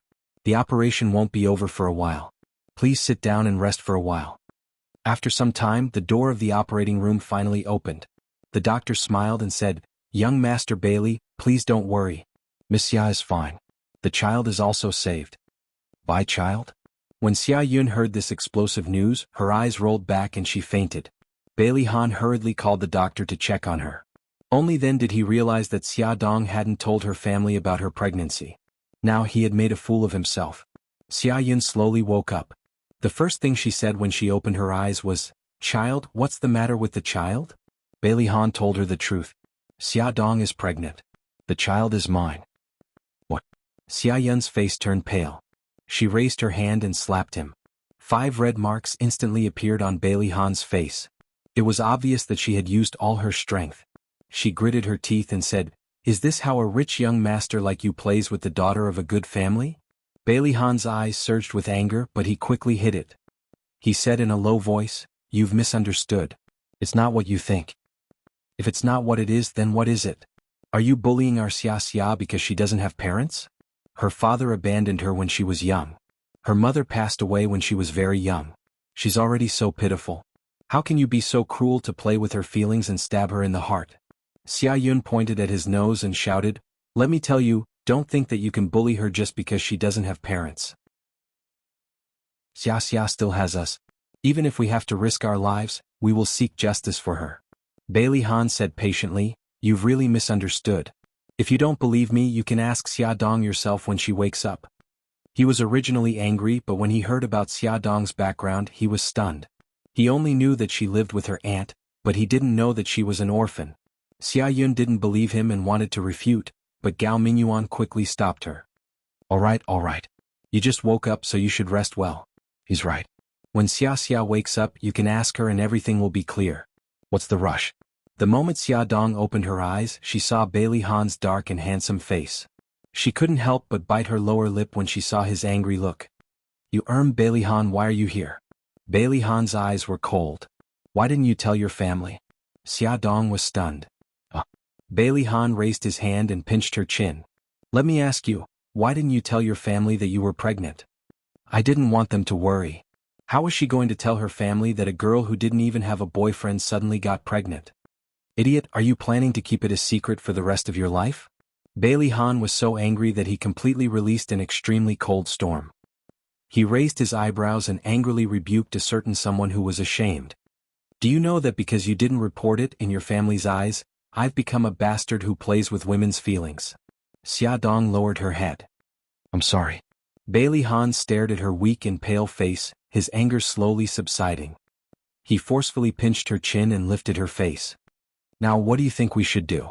Xia Dong hurriedly reached out her right hand and promised, don't worry, I'll immediately clear your name and clear your name. Bailey Han, what are you doing? Xiaxia just woke up and you want to bully her? A furious voice suddenly sounded. Xia Yun was standing at the door of the ward with a thermos box in her hand, her face full of anger. Xia Dong hurriedly said, Auntie, you've misunderstood. You've really misunderstood. Bailey Han didn't bully me. Beauty novel Xinwu 799. Chapter 32. He didn't bully you? Then why did he pinch your chin just now? Look at him, he's not a good person. Xia Yun angrily rushed over and slammed the insulated box on the table. Bailey Han, get out of my way. I'm warning you, if you harass our little Xia again, I'll call the police immediately. Bailey Han's handsome face had a hint of impatience. His eyes narrowed fiercely and like a sharp blade, they shot towards Xia Dong. The threat in them was very obvious. You're the one who caused this. You're responsible for it. Alright, you still dare to threaten our little Xia. Old Gao, you came just in time. Hurry up and call the police. Xia Yun shouted at Gao Mingyuan, who was walking to the door of the ward. I'm begging you, please listen to me first. Xia Dong shouted with all his might. His face, which was already very pale, became even more unsightly. Alright. Don't be agitated. If you have something to say, say it slowly. Xia Yun hurriedly supported her and patted her back. Xia Dong took a deep breath and said guiltily, Auntie, it's actually my fault for this. Xia Dong didn't care about losing face and told her everything. After Xia Yun heard it, she almost fainted. If it wasn't for Gao Mingyuan supporting her, she would have fallen to the ground. Xia Yun was devastated. Her eyes were lifeless and even her lips were trembling when she spoke. So it's all my fault. I forced you too hard, so you did such a ridiculous thing. No, Aunt, this matter has nothing to do with you. I was the one who made a mistake. Xia Yun's tears flowed down. It's my fault, it's all my fault. Sister, I've let you down. It's because I didn't take good care of little Xia that she did such a ridiculous thing. I don't have the face to see you. As she spoke, she raised her hand and started to slap her own face. Xia Dong was so frightened that she rushed forward and hugged her arm. Tears flowed down her face. Don't be like this. It's my fault. It's my fault. Don't scare me. Gao Mingyuan was also shocked and quickly grabbed Xia Yun's hand. Wife, what are you doing? Don't be agitated, you have high blood pressure. Xia Dong hugged Xia Dong and the two cried together. Gao Mingyuan was busy comforting them. Now that the misunderstanding had been resolved, there was no need for him to stay in Bailey Han. He had to go back to the company to deal with official business. Before he left, he glanced at Xia Dong, who was sobbing in Xia Yun's arms, and frowned slightly. Just as he walked to the elevator, Xia Yun chased after him with red eyes and said shyly, Mr. Bailey, I misunderstood you. I'm sorry. She bowed solemnly. Bailey Han raised his hand to support her. His face was expressionless. It's good that you've made it clear. She just woke up and needs your care. If you need anything, feel free to contact me. Xia Yun nodded gratefully. Little Xia was confused for a moment. Please don't blame her. Don't worry, we won't cause trouble for Bailey's family. Bailey Han only nodded indifferently at her promise. When the elevator door closed and she could no longer see Bailey Han's figure, Xia Yun sighed and frowned. She was pregnant out of wedlock. What was she going to do about little Xia's future? The child was less than 3 months old. It was not too late to abort it, but little Xia seemed to want this child very much. Would she agree to abort the child? Xia Yun sighed again. Xia Yun? A sudden voice interrupted Xia Yun's thoughts. The man in front of her was dressed in a suit and leather shoes. He looked dignified. Although he was already in his 50s, he did not look old at all. His handsome face was filled with joy, doubt, and a complicated expression. Are you really Xia Yun? Xia Yun looked as if she had seen a ghost. Her face turned pale and she took 2 steps back in shock. Xia Zhenxing? Xia Zhenxing strode forward with a fanatical look in his eyes. Xia Yun, it's great to see you. Tell me, are Xia Ling and Xia Dong doing well? Get out of my way, get out of my way. Xia Yun suddenly hit Xia Zhenxing as if she had gone crazy. Her eyes were filled with hatred. You bastard, how dare you appear in front of me and ask about my sister and little Xia? You scum, why don't you go die? Xia Yun, don't be agitated. You, Xia Zhenxing dodged her punches and wanted to go forward, but she slapped him in the face. Xia Zhenxing, get out of my way. My sister and little Xia don't want to see you. Okay, I'll go. Don't be agitated. I just want to know if they're doing well. Xia Zhenxing kept retreating, his eyes full of pleading. Please tell me, are they doing well? Ha. Do you have the right to know if they're doing well? From the moment you abandoned them, you no longer have the right to know anything about them. Get the hell out of here, you bastard. Xia Yun hated him to the core. It was this man who abandoned her poor sister and niece 20 years ago. At this moment, she wanted nothing more than to pounce on him and tear him apart. Xia Zhenxing still wanted to say something, but a nurse walked over from the end of the corridor and scolded them sternly. What's wrong with you? Why are you making so much noise in the hospital? I'm sorry, Nurse Mississippi. I'll leave now. Xia Yun glared at Xia Zhenxing and walked toward Xia Dong's ward without looking back. Xia Zhenxing carefully looked in the direction Xia Yun left and politely apologized to the nurse. Then he walked toward the VIP ward on the other side of the corridor. Only the sound of footsteps could be heard in the corridor. A pink figure flashed out from the wall. Su Xingchen's pair of large eyes blinked, her long eyelashes fluttering like a butterfly's wings. Her jade-like face revealed a pensive expression, which finally turned into a faintly discernible smile. Xia Dong. Xia Dong actually appeared in the conversation between Daddy and that strange woman. What was their relationship? In the VIP ward, Xia Zhenxing sat by the bed and was softly talking about something. A gorgeous woman was lying on the bed. Although her face was sickly, it didn't affect her beauty. Her slender eyebrows were proudly raised and her pair of phoenix eyes were smiling as she watched Xia Zhenxing, who was chatting with her. Su Xingchen pushed open the door to the ward and saw this scene. She opened her arms and revealed a sweet smile. Daddy, Mommy, surprise? Xingchen, why are you here? Did you skip class again? Xia Zhenxing stood up and looked unhappily at his daughter, who was bouncing over. Daddy is so annoying. I just miss Mommy. Su Xingchen wrinkled her little nose and made a cute face. She grabbed Su Murong's arm and blinked her large eyes. Mommy, Daddy is yelling at me. Su Murong was the CEO of the Su Corporation and was known as the Iron Lady of the business world. Her methods were cold and ruthless, but in front of her family she always maintained the image of a good wife and mother. She looked at her husband, who had a headache, and then looked at her daughter, who was pretending to be pitiful. Her lips curved into a smile. Okay, hubby, don't be angry. Skipping class isn't a big deal. And then that's right. I just miss Mommy. Mommy, does your wound still hurt? It doesn't hurt anymore. It's just a small appendicitis operation. Mommy isn't that delicate. The mother and daughter leaned against each other and chatted happily. Xia Zhenxing, who was sitting at the side, frowned. He and his wife had different views on their daughter's education. He hoped that their daughter would study hard and become a good person who could take charge of things. However, his wife had always spoiled their daughter. Sooner or later, their daughter would be spoiled by her. Su family villa. Su Xingchen sneaked into Xia Zhenxing's study. Her pair of large eyes rolled around as she muttered to herself, Mommy is so strict with Daddy. How could Daddy have an affair? I must be thinking too much. However, what is the relationship between Daddy and Xia Dong? I must find out. Who knows, there might be some clues hidden in the study. After rummaging through the boxes and cabinets for a long time, she still couldn't find anything useful. She clenched her fists and made a cheering gesture. Her round cheeks revealed a sweet smile. After another round of rummaging, she flipped through almost every book on the bookshelf. However, she still couldn't find anything suspicious. Just as she was about to give up, Xianxia accidentally knocked over a book. She bent down to pick it up and suddenly found a place that she hadn't looked. That was under the desk. She squatted down and went under the desk. Sure enough, she found a keyhole under the desk. There was a small wooden box hidden under the desk. There were 2 photos in the box. One of the photos was of a family of 3. The male lead was a young xianxia.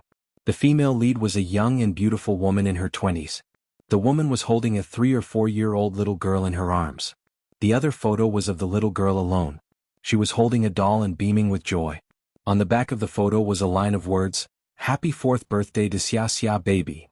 Xianxia hugged the small wooden box and giggled. Her crisp laughter echoed in the spacious study. As she laughed, her voice carried a sobbing tone. Her tears also fell. Click. The door to the study opened. Xianxia strode in and suspiciously looked at Xianxia, who was squatting under the desk. "Xianxia, why are you hiding under the desk?" Xianxia wiped the tears from the corner of her eyes and stood up from under the desk. "Pa," she threw the wooden box on the floor. She pointed at the photo on the floor and sternly questioned, "Daddy, you actually betrayed Mommy. Who is the woman in the photo?" Xianxia's body trembled. He trembled as he picked up the photo on the floor. It was the photo that he had treasured for more than 20 years. Every time he saw these 2 photos, he would be wrapped in deep regret and guilt. However, no matter how guilty he felt, he didn't dare to look for them because he now had a new wife and daughter. It was only in the dead of night that he dared to secretly take out their photos to reminisce about the past. The secret that he had hidden for many years was mercilessly exposed by his daughter. Xianxia was so ashamed that he couldn't show his face. His hand holding the photo couldn't help but tremble. "Who are they? Who are they?" Xianxia hysterically roared. The current her didn't have the slightest shadow of the Gigai girl she used to be. Xianxia closed his eyes and slowly said, "This is my ex-wife and daughter." "No, it can't be. You clearly only have Mommy as your wife. How could you suddenly have an ex-wife and daughter? Daddy, you're lying to me, right?" Xianxia couldn't believe that her noble Mommy was actually a second wife. Her daddy didn't have any status in the Su family. Even when she was born, she followed her mommy's surname. He was just an ordinary artist. He was just a down-and-out artist who didn't even have a proud work. How could Mommy marry a divorced man like him? Awesome novel Hongcha 866.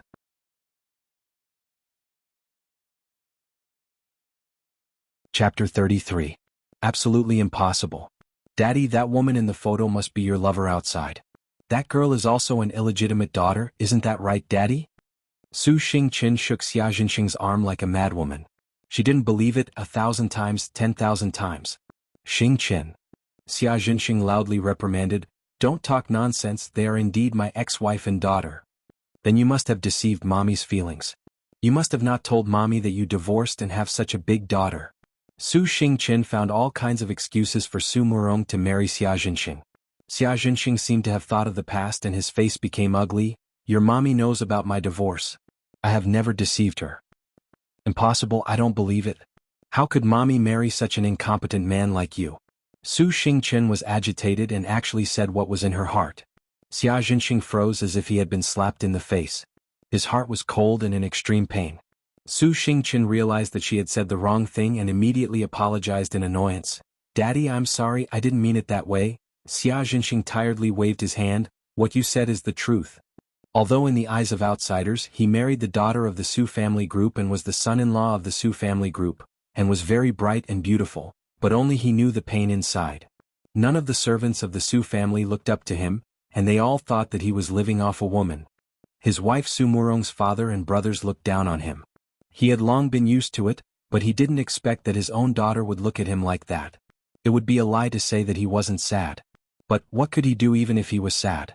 He chose this path himself, so he could only walk it to the end. "Daddy, Daddy, don't be angry.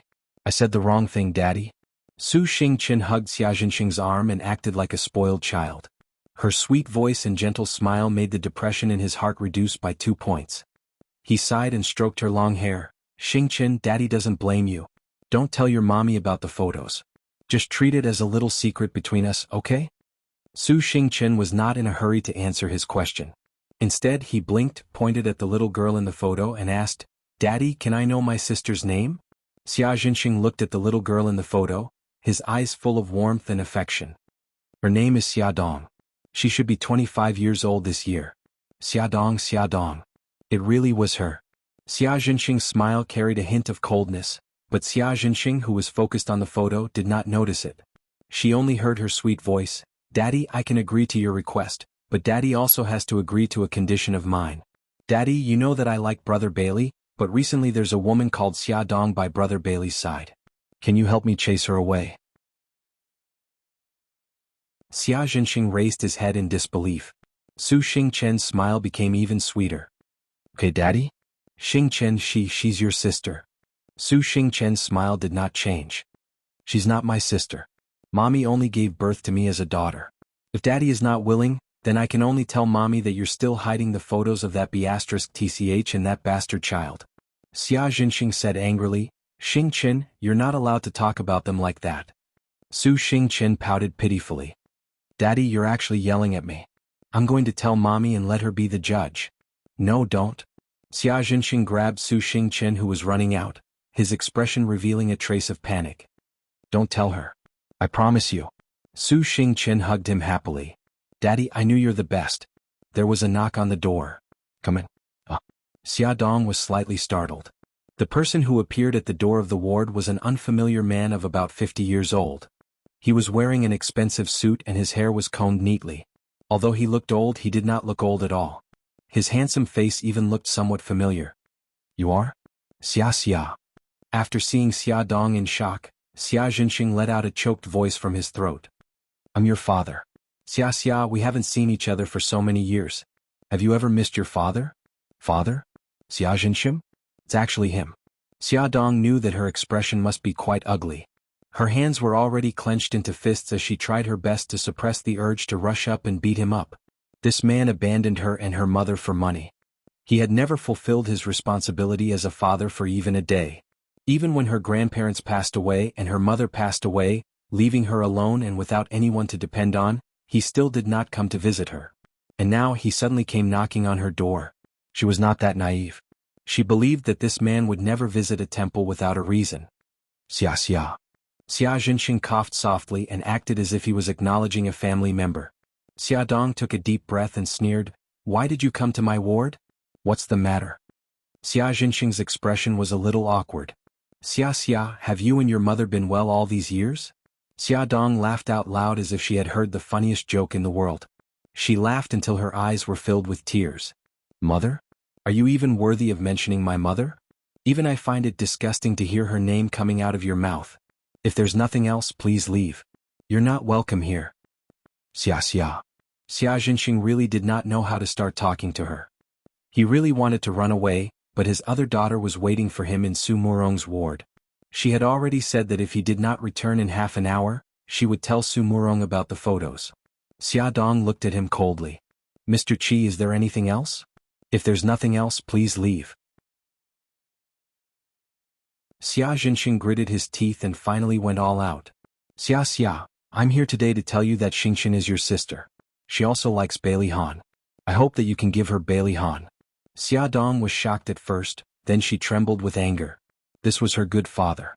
He actually talked to her about this kind of thing for the sake of his other daughter. Her fingernails dug deep into her palms. Her heart ached, but her voice was calm. "What if I also like Bailey Han?" Xia Jinxing was stunned. Finally, he looked at her with a complicated expression. Xia, I hope that you can live an ordinary life and marry an honest and good person. You can live a peaceful life. Bailey Han is not suitable for you." Xia Dong laughed mockingly. "Ah, is that so? Then I have to thank you. Su Xingchen was born into a rich family, so she should marry a rich man. As for me, an orphan abandoned by my father, I should marry an ordinary person. Don't you think I understand that correctly?" "No, that's not what I meant," Xia Dong interrupted him. "You don't have to quibble. Aren't you just trying to make me give up Bailey Han? Let me tell you, I've never thought of marrying Bailey Han. Since your precious daughter likes him, then let her fight for it with her own ability. Why did you come to me?" Xia Jinxing's face was bitter. "This matter has nothing to do with Xingchen. I acted on my own accord. Don't blame Xingqian. Uncle, may I take the liberty to ask you a question? Suddenly, a magnetic male voice came from the door, interrupting Xia Jinxing's words. Xia Dong turned her head and saw a tall young man with short blonde hair. He was wearing a simple white shirt and black trousers. The top two buttons of his shirt were unbuttoned, revealing his chest. His hands were in his trouser pockets and his fox-like eyes were raised. He didn't look like a good person, but the aura he exuded seemed to have a natural dignity. Xia Jinxing frowned. Who are you?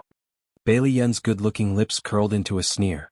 Before you ask about my background, I want to ask you, Uncle. Are you sure you haven't encountered any strange incidents like flying saucers recently? Xia Jinxing was stunned. It's like this. When I was standing outside the door just now, I accidentally heard you say something very strange. So I wanted to confirm if your brain was removed by aliens and then transplanted with a pig's brain, or if your heart and lungs were removed and replaced with a wolf's heart and dog's lungs. Xia Jinxing finally realized that he was being sarcastic. He shouted angrily, "Hey, where did you come from, you brat?" Bailey Yun shrugged and pointed behind his ear with his thumb. From outside. Xia, what's your relationship with this rude brat? Why are you friends with this kind of hooligan? Daddy is telling you, I told you to find an ordinary and good man to marry, not to find a bastard who goes around seducing women. Stay away from him, do you understand? Xia Dong sneered. What right do you have to lecture me? In my eyes, my friend is much nobler than you. He kept saying that others were fooling around, but he didn't know that he was the most shameless one. For money he fooled around with rich girls and abandoned his wife and daughter. This kind of person wasn't qualified to be her father. Although she didn't want to admit it, Xia Dong still felt very embarrassed that this so-called father had come to her door to lecture her. She looked apologetically at Bailey Yun who was standing at the door, but he smiled and walked slowly towards her with elegant steps. Uncle, you obviously need some warning to realize how ridiculous the mistake you've made today is. With that said, he took out an expensive diamond-studded phone from his trouser pocket and dialed a number. Is this Principal Wang? Who am I? I'm Bailey Yun. That's right, I'm the second young master of the Bailey group, Bailey Yun. His voice was neither loud nor soft, but it was loud enough for Xia Jinxing to hear it clearly. Xia Jinxing's eyes widened. He didn't expect this hooligan-like brat to be the illegitimate son of Bailey Xiong who had just returned from abroad. Although he was an illegitimate son, he knew that he was very favored by Bailey Xiong. Bailey Yun's smile was very treacherous. Principal Wang, I called you today to warn you. Please keep teacher Xia Jinxing in your Academy of Fine Arts under control. Don't let this kind of mentally ill person come out to stir up trouble. Otherwise, our Bailey group doesn't mind withdrawing all our investment, demolishing your university, and building a luxurious crematorium there to benefit mankind. After warning him, he put his hands in his trouser pockets coolly. Uncle, if you're not retarded, I think you should understand what I just said over the phone, right? Xia Jinxing was so angry that he didn't choose his words carefully.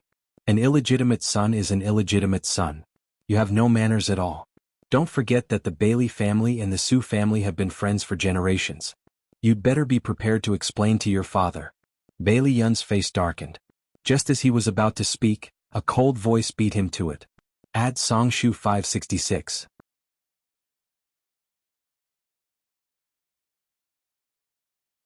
Chapter 34. Bailey's family and the Su family are indeed family friends, but if I remember correctly, the head of the Su family is Andy Su, and your surname is Xia, right? Bailey Han's tall figure appeared in everyone's sight. His handsome face was expressionless, but the aura he exuded let everyone know that he was in a bad mood, very bad mood. Everyone knew that Xia Jinxing had no status in the Su family. Bailey Han's eyes were full of disdain. In the past, I respected you as an elder and called you Uncle Xia. I didn't expect someone to really think that he was qualified to be someone else's elder. Pointing at everything, he didn't know that in the eyes of others, he was just a clown. What's scary about people is not their lack of ability, but their lack of self-awareness. You, Xia Jinxing was so embarrassed that his face turned green and white. Brother, you're absolutely right. Bailey Yun raised his eyebrows slightly and stared at Xia Jinxing mockingly. If you're not qualified to be her father, then get lost. From now on, if I see you around Xia Dong again, I will not hesitate to ask the bodyguards to throw you into the trash can and lock you up. Xia Jinxing was ridiculed to the point of being unable to show his face. Bailey Han frowned. Why aren't you leaving? Are you waiting for us to treat you to a meal? Xia Jinxing glanced at Xia Dong awkwardly. He wanted to say something, but in the end he didn't say anything. He turned around and fled in a panic. Bailey Han and Bailey Yun simultaneously locked their eyes on Xia Dong, who had an ugly smile on her face. Xia Dong touched her nose, trying to hide her sadness. My father is terrible, right? As soon as she finished speaking, she was pulled into a tight embrace by a pair of slender and strong arms. Bailey Yun supported the back of her head with his big hand and rested his chin on her shoulder. His voice was gentle and magnetic. Xia, we can't choose our own birth, but we can choose our own lives. Xia Dong desperately nodded her head as all the sadness welled up in her heart.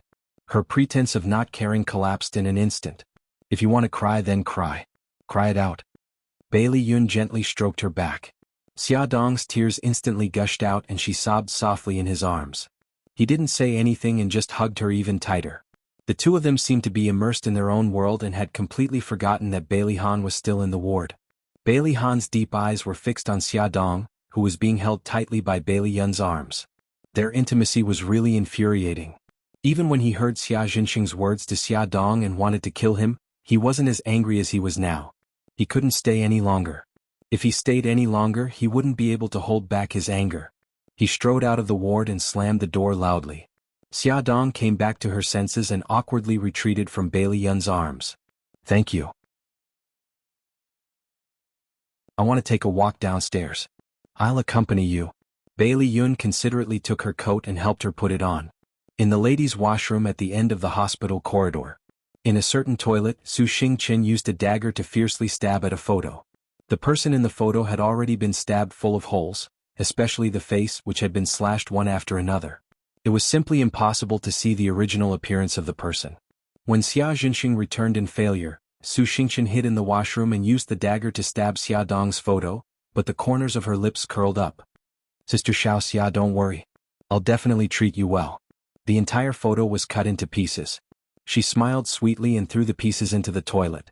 The toilet flushed and took everything away with it. Su Xingqian saw two women holding fruit baskets and standing in front of Xia Dong's ward. One of them said, Sister Li, the chief editor is talking about ward 507, right? Why isn't there anyone there? The other one pursed her lips. Who knows? The chief editor is also too much.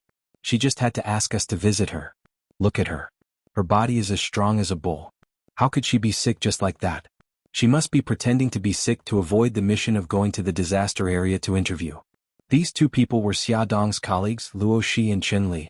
The two of them were caught on the spot because they were gossiping about Xia Dong's matters. She even gave them a small punishment. From then on, the two of them formed a grudge with Xia Dong. Especially Qin Li. She entered the company with Xia Dong, but her ability was not as good as hers.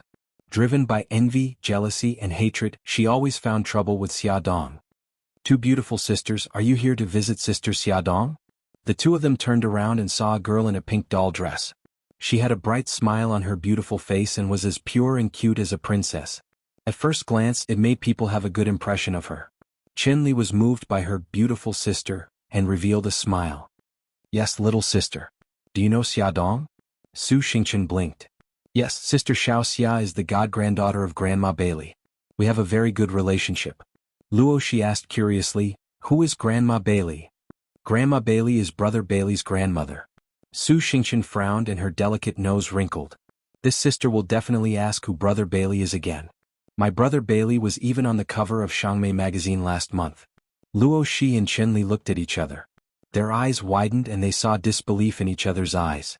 In the end, Qin Li held on to her last glimmer of hope and carefully confirmed, Little sister, are you talking about the president of Shanghao Group, Bailey Han?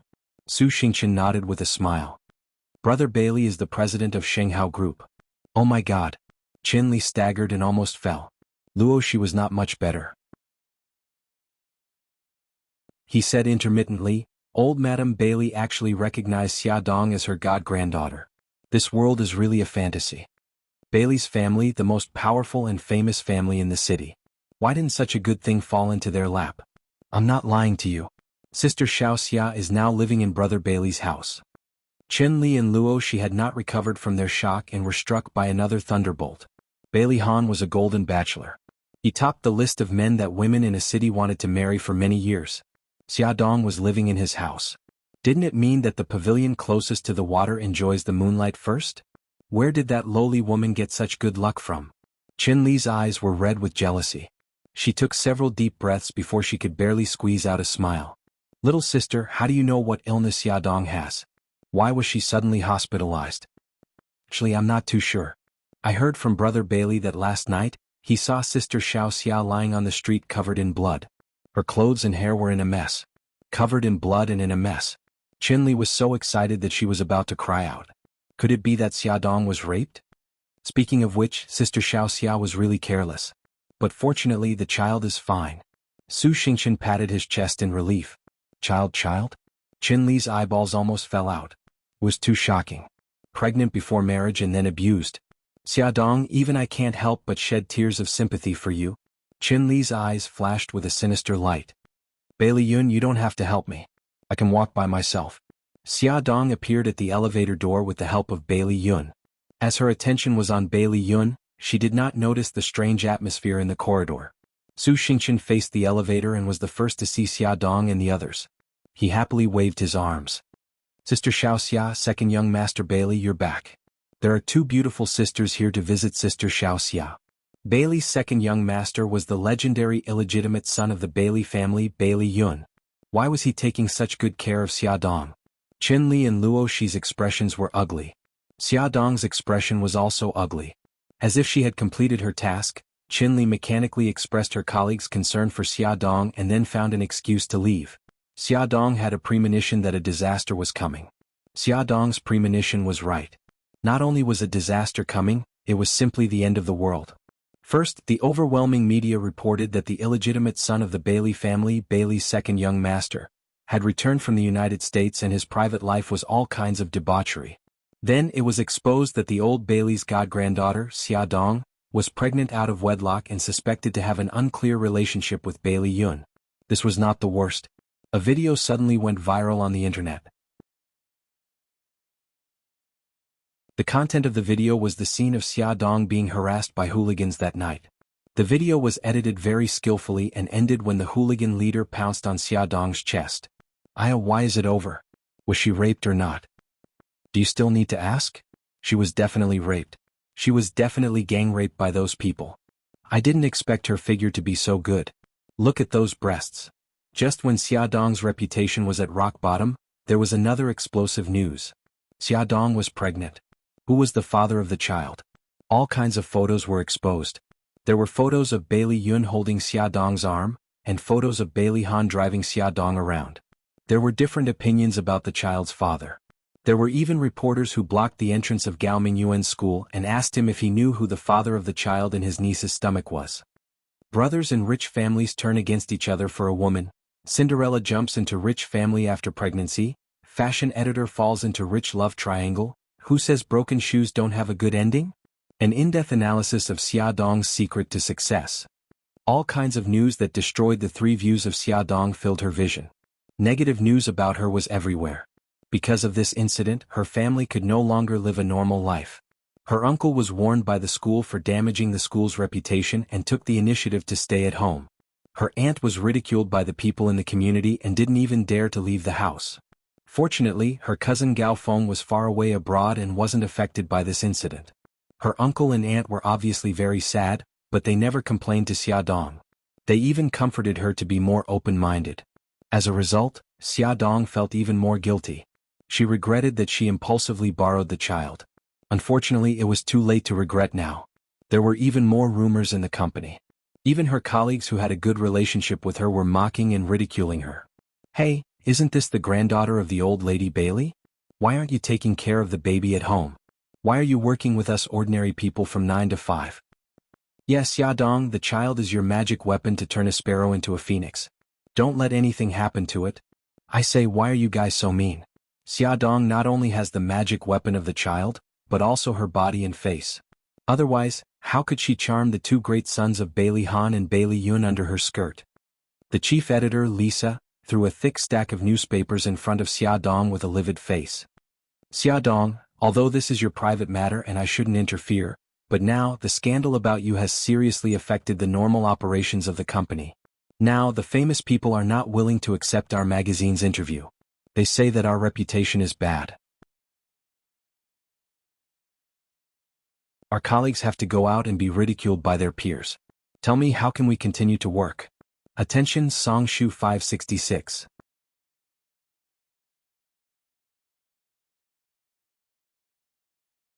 Chapter 35. I'm sorry, Sister Lisa. I really don't know how things turned out this way. Please give me some time, I'll definitely deal with it. How do you plan to deal with it? Xia Dong gritted her teeth.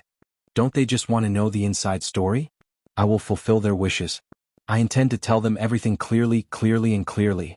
This is my mistake, so let me bear the consequences alone. Lisa slammed the table. Nonsense. So what if you explain it clearly? Do you think everything will be fine once you explain it clearly? Have you ever thought about the company's reputation? If she still didn't understand what Lisa meant, then Xia Dong would have lived her life in vain. Her face turned pale. Sister Lisa, the company. Is they going to fire me? They're not firing you. The company hopes that you'll take the initiative to leave. Lisa said earnestly, I know that it's a little immoral to ask you to leave at this time, but the company has its difficulties. I hope you can understand. Xia Dong's heart ached. This was the company that she had devoted herself to for more than 2 years, but they had mercilessly abandoned her in this difficult time. However, the company was her only hope now. She almost begged, Sister Lisa, didn't the company agree to transfer me to France? As long as I go to France, the domestic media will quickly forget about this matter, and the company won't be affected. As long as she went to France, her uncle and aunt wouldn't be affected. Lisa shook her head regretfully. I can only say that I'm very sorry. More than a month ago you gave up the opportunity to go to France. The company has already decided to send Chen Li over. As you know, Chen Li's performance has been very outstanding recently. During this difficult time, she did several celebrity interviews. A month ago, Xia Dong almost boarded the plane to France.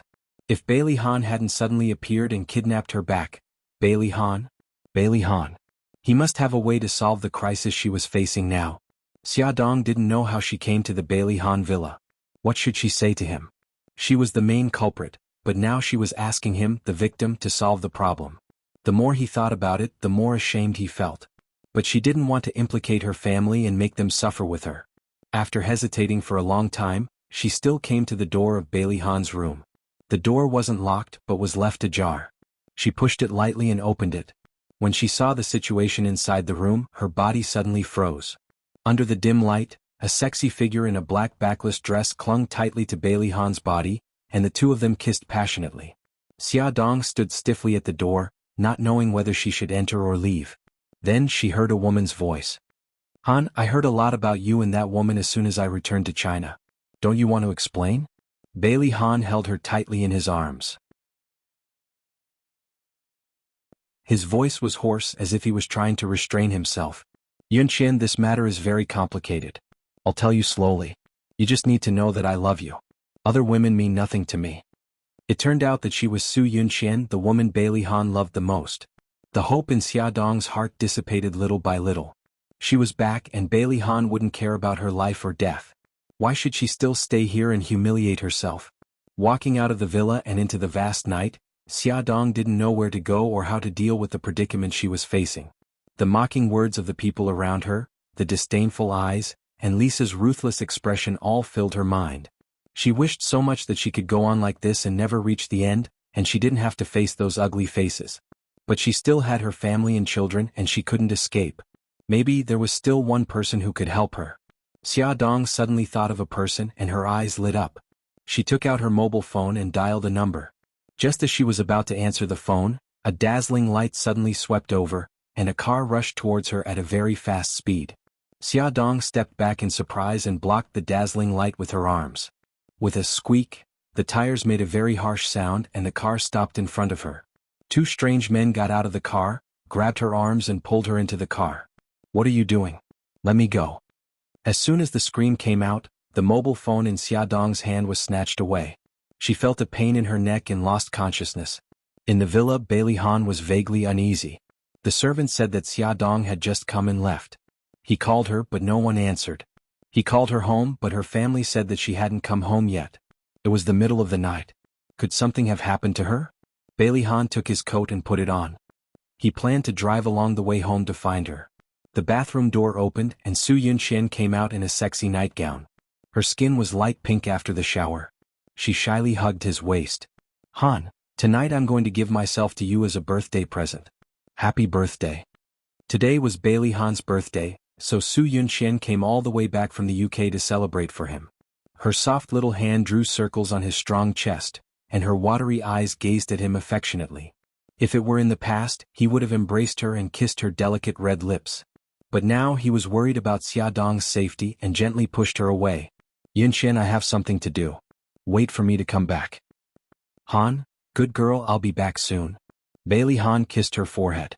Su Yunxian stood in front of the window watching Bailey Han start the car downstairs and leave. A touch of sadness rose in her elegant phoenix eyes. What happened during the time she was away?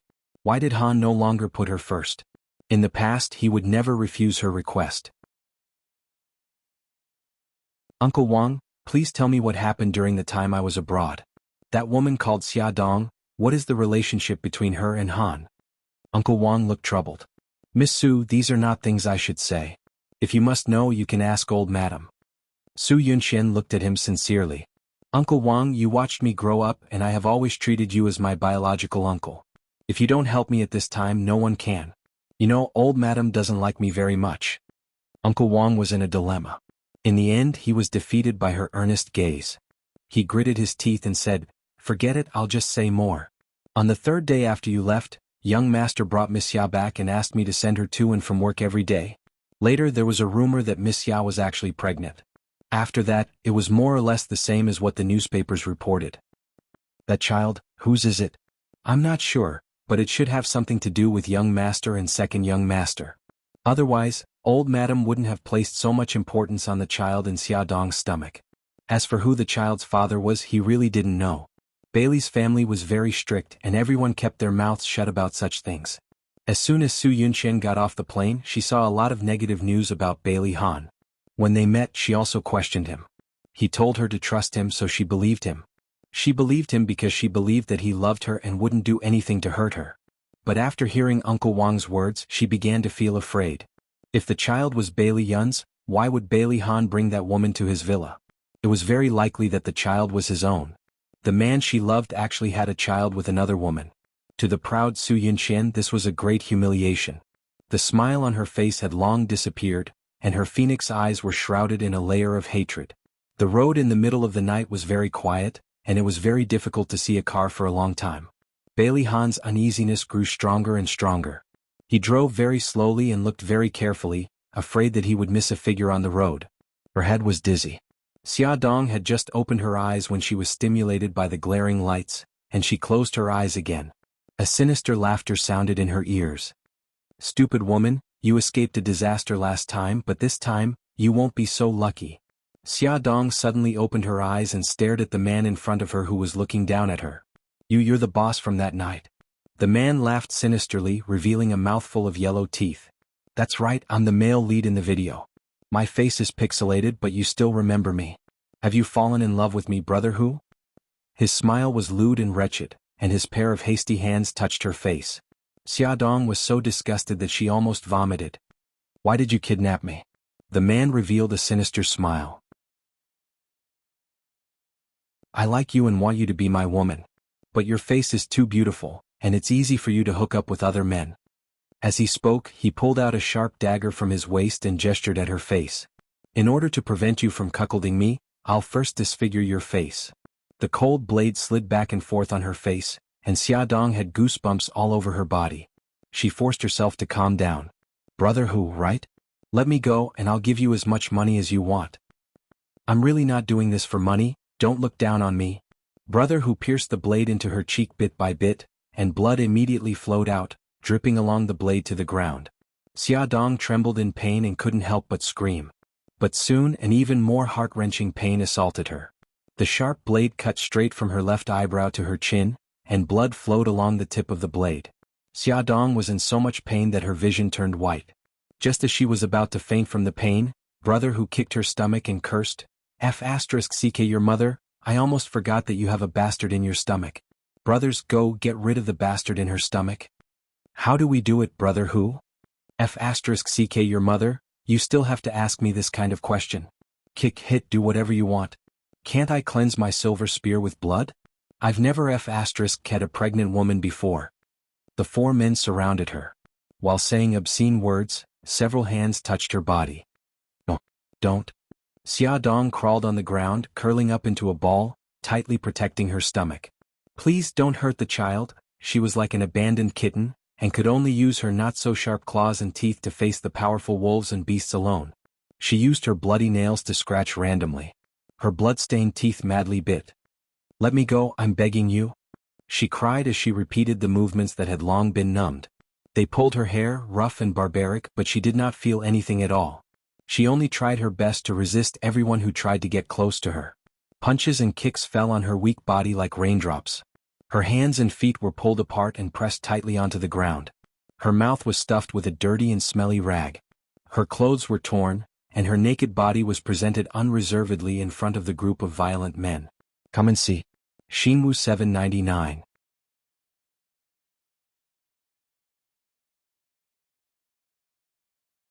Chapter 36. F***ck. This woman's skin is really white, and her breasts are really big.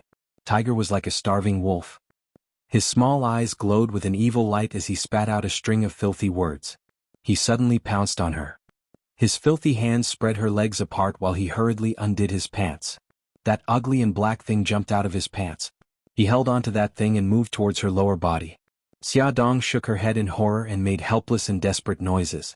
Xia Dong shook her head in horror and made helpless and desperate noises. She clenched her fists so tightly that her knuckles turned white and her nails dug into her palms. Suddenly, with a rumbling sound, the door of the abandoned factory was kicked open. A tall and handsome man stood at the door, his whole body exuding an aura of disdain for the world. Behind him, there were 2 burly men in black suits. F***ck, who the F***ck are you? How dare you go against us? After being stunned for a while, the gangsters rushed forward. Tiger was the only one who maintained his original position and planned to do it in one go. Mika Kito quickly took out a gun and aimed it at Tiger. There was a loud bang and Tiger suddenly stopped moving. He lay on top of Xia Dong and did not move. His bloodshot eyes were filled with horror and there was a bloody hole in his forehead that was bleeding profusely. There were screams all around. Bang bang bang. There were a few more gunshots and the other 3 men instantly fell to the ground silently. They were killed in one shot. Blood, so much blood. Blood gushed out, and the thick stench of blood permeated the air. Xia Dong's terrified eyes were red from the reflection of the blood. His throat felt like it was stuffed with cotton and he couldn't make a sound. He could only open his mouth and tremble. Turn around. Mika Kito quickly ordered her subordinates and rushed to Xia Dong's side. She kicked away the corpse on top of her and quickly took off her jacket to wrap around her body.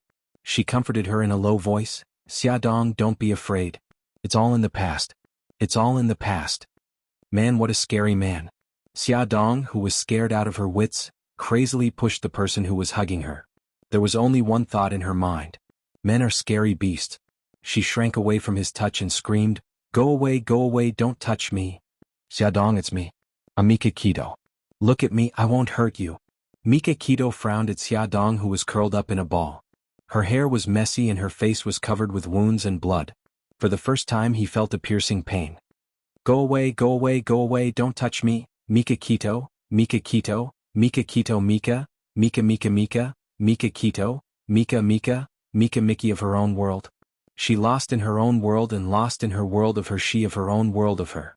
Of her, he of her, of her, of her. Of her, of her. Every time he got close to her, she would scream and kick like a madwoman. Mika Kito was worried that she would hurt herself, so he stopped. Mika Kito frowned and took out a tranquilizer gun the size of a lighter. He shot her in the arm and she finally fell asleep. Mika Kito bent down to carry her and ordered his 2 subordinates, who still had their backs to him. Hattori, you're in charge of getting rid of the bodies of the 4 men. Mitsui, call the doctor to the villa. There was a Hummer parked outside the factory. Mika Kito sat in the back with Xia Dong in his arms. He looked at the wounds on her face and frowned. He didn't expect to receive a call from Xia Dong today. If he hadn't been in China and heard that something was wrong on the phone and followed her signal all the way here, he couldn't believe that she would have been treated so cruelly.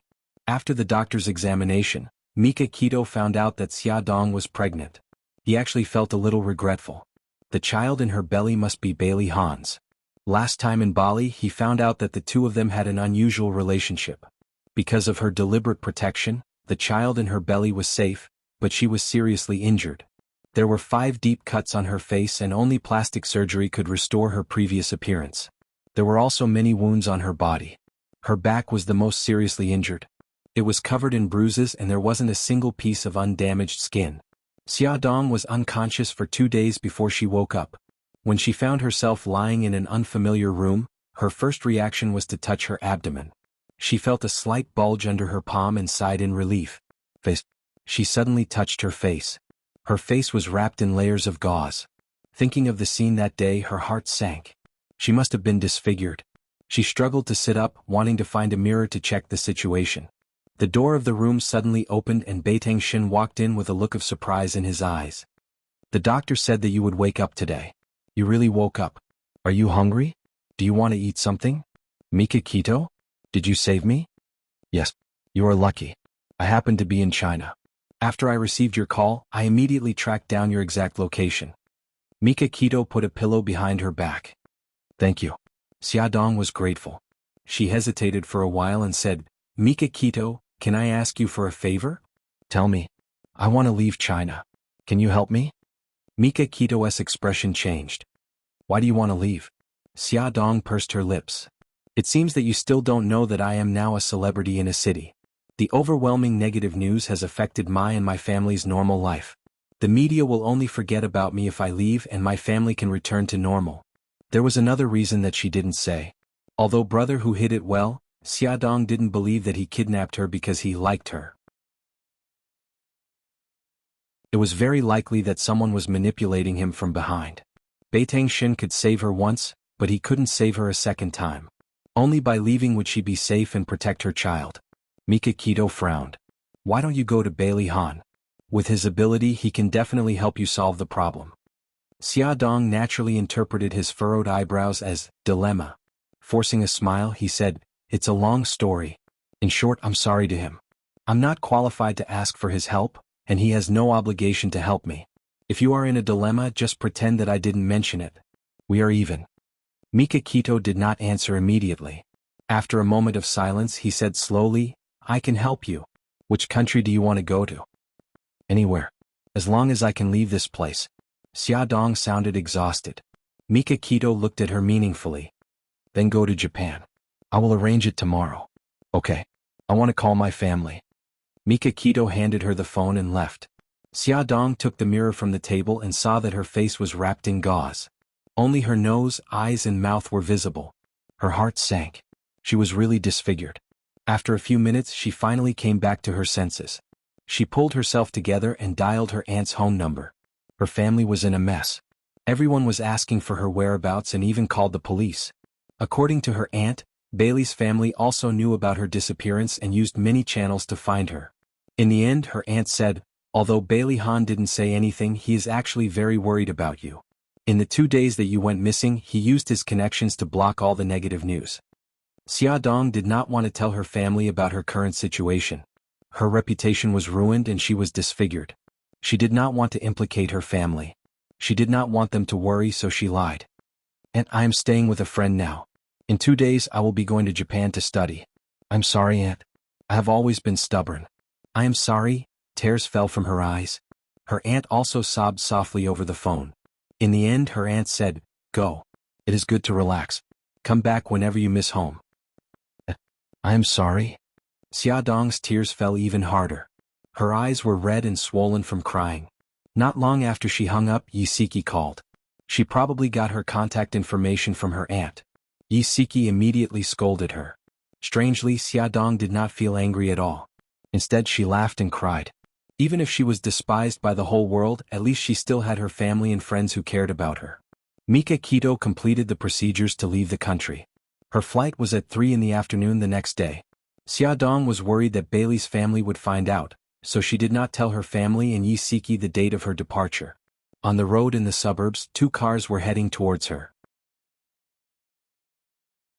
A black Hummer was heading towards the city, while a silver Bentley was heading towards the villas on the hillside. Inside the Hummer, Xiaodong's head was still wrapped in gauze. She looked out the window at the scenery outside. As the Hummer passed by the Bentley, she caught sight of a familiar figure in the driver's seat. She widened her eyes in disbelief. Was Bailey Han? Why would Bailey Han be here? This was the villa area. Mika Kito owned a villa here. She had been living there for the past few days. Could Bailey Han have come for her? No, this idea was too ridiculous. How could Bailey Han know where she lived? Xia Dong shook her head and threw away this unbelievable idea. She prayed in her heart that she could leave China safely. The Hummer entered the city and headed straight for the airport. In the Bentley, Bailey Han arrived at the villa area but did not find anyone. He immediately turned the car around and drove towards the city. He put on his Bluetooth headset and contacted Lu Zihao. Go to the airport immediately and stop them. That D*MN woman. Didn't she know that he was worried? How could she not contact him? If he hadn't heard from Xia Yun, he wouldn't have known that she was going abroad to further her studies in Japan. Great. If he hadn't asked around on the internet, he wouldn't have known that Mika Kito had come to China. Moreover, that D*MN woman had left with Mika Kito. Bailey Han was very unhappy. Very unhappy. His face was ashen. He wished that he could drive the car at the speed of a plane. Only then could he vent his anger a little. Suddenly a call came in.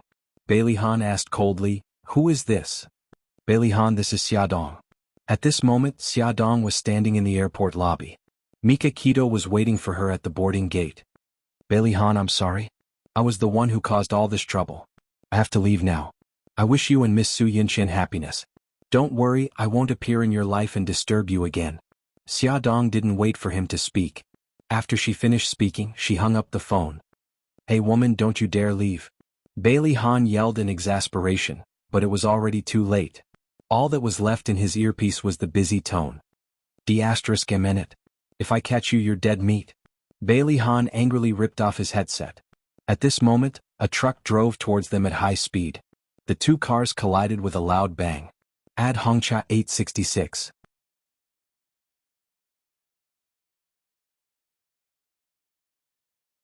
Chapter 37.